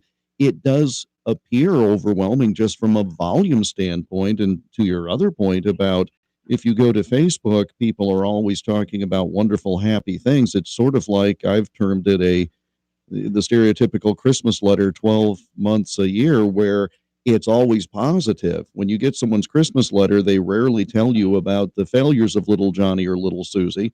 And it does give a disproportionate sense of reality that I suppose if someone internalizes it, that may affect their self-worth. Yeah, absolutely. That certainly can and does happen. And while I don't think it affects everyone that way, it certainly can be a risk factor for folks that are perhaps already struggling with self-worth and a negative view of self. Based upon your experience, what is the largest misconception that people in the general public have? What is it that people don't understand that you would like them to understand? I think one of the biggest sort of myths or issues that oftentimes gets in the way, unfortunately, of people seeking services is the stigma around mental health, honestly. Unfortunately, to this day, I think many people still sort of view mental health issues, mental health problems, struggles, as though, these are people who are weak in some fashion, or these are people who, are very different from me, when in fact, that's not the case. 1 in 5 Americans are struggling with a mental health issue. These are people, these are our neighbors, these are our family members, it's our husbands, our wives, our children, our parents, our grandparents. These are people like you and me. We all may be struggling with, a mental health issue. Any one of us could be struggling with a mental health issue at some point in our lives. And it is absolutely not a sign of weakness. It's not a sign of not being able to handle stress or not being able to handle our emotions.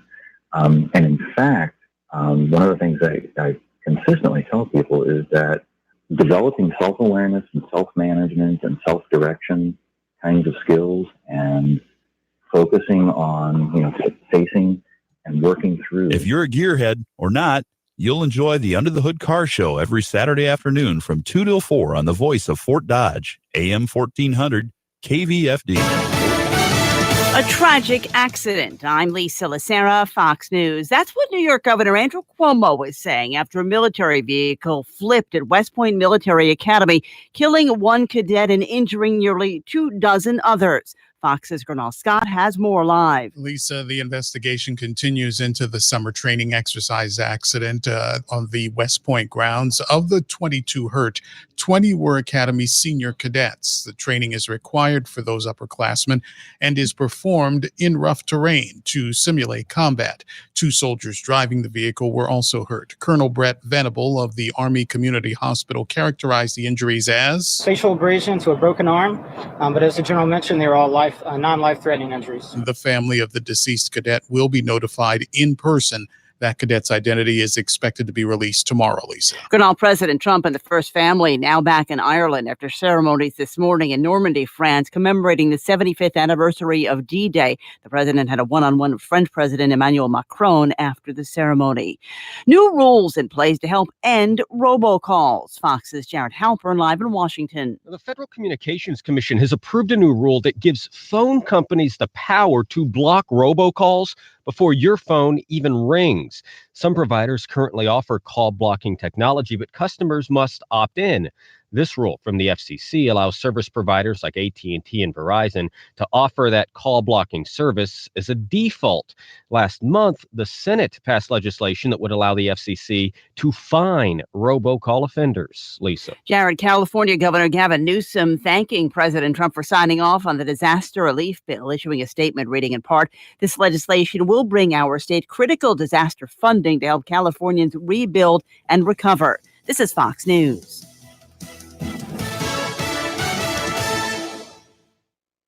Hi, I'm Jay Farner, CEO of Quicken Loans, America's largest mortgage lender. Let's talk credit card debt for a minute. If you feel you're carrying too much of it, you're not alone. The average household in the U.S. carries over $8,000 in credit card debt. Ready for some good news? With a cash-out refinance from Quicken Loans, you can quickly and easily put some of the equity in your home to good use by paying off a lot of that high-interest credit card debt. A great way to take cash out is with our 30-year fixed-rate mortgage. The rate today on our 30-year fixed-rate mortgage is 4.375%, APR 4.65%. Call us today at 800-QUICKEN to learn how taking cash out with a 30-year fixed mortgage might be the right solution for you. And for a record 9 years in a row, J.D. Power has ranked Quicken Loans highest in the nation in customer satisfaction for primary mortgage origination. Call us today at 800-QUICKEN or go to rocketmortgage.com. For J.D. Power award information, visit jdpower.com. Rates subject to change. Pay 2.13% fee to receive this discounted rate. Call for cost information and conditions. Equal housing lender. License in all 50 states. NMLS number 3030.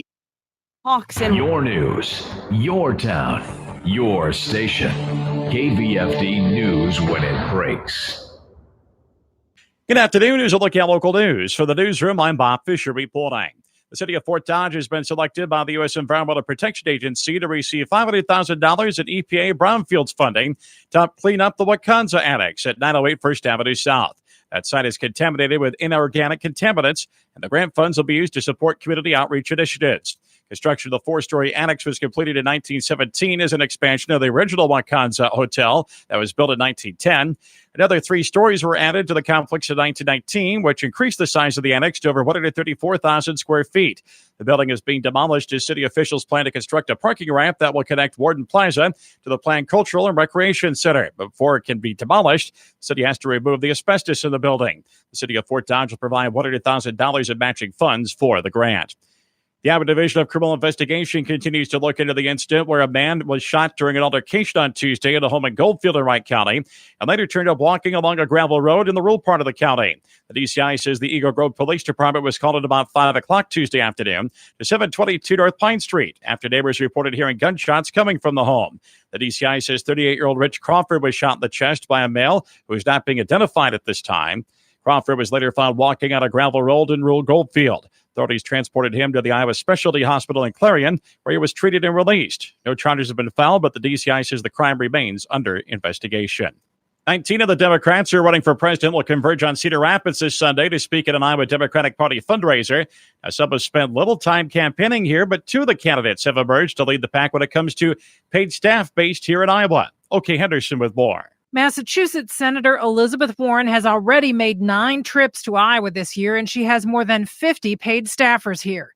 At each event, her staff collects what it calls fight cards from Iowans in the crowd who pledged to back Warren in 2020. I believe that this is going to be a fight about ideas and a fight about who this country works for. New Jersey Senator Cory Booker and his staff put 800 miles on a rented RV over the Memorial Day weekend, traveling to 10 different campaign stops. We're the tortoise and not the hare, and we're slowly, step by step, building the organization, the operation to get across that finish line first. Booker has about 45 paid staff members in Iowa, and this past week, Booker was endorsed by a former Iowa Democratic Party chairman.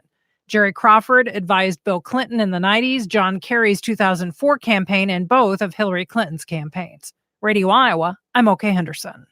Iowa Congresswoman Cindy Axne is pushing for a lifetime ban on members of Congress becoming lobbyists after they leave the U.S. House or Senate. Axne says over the last several years, there have been a massive increase in the number of former elected officials who stay in Washington to become a lobbyist.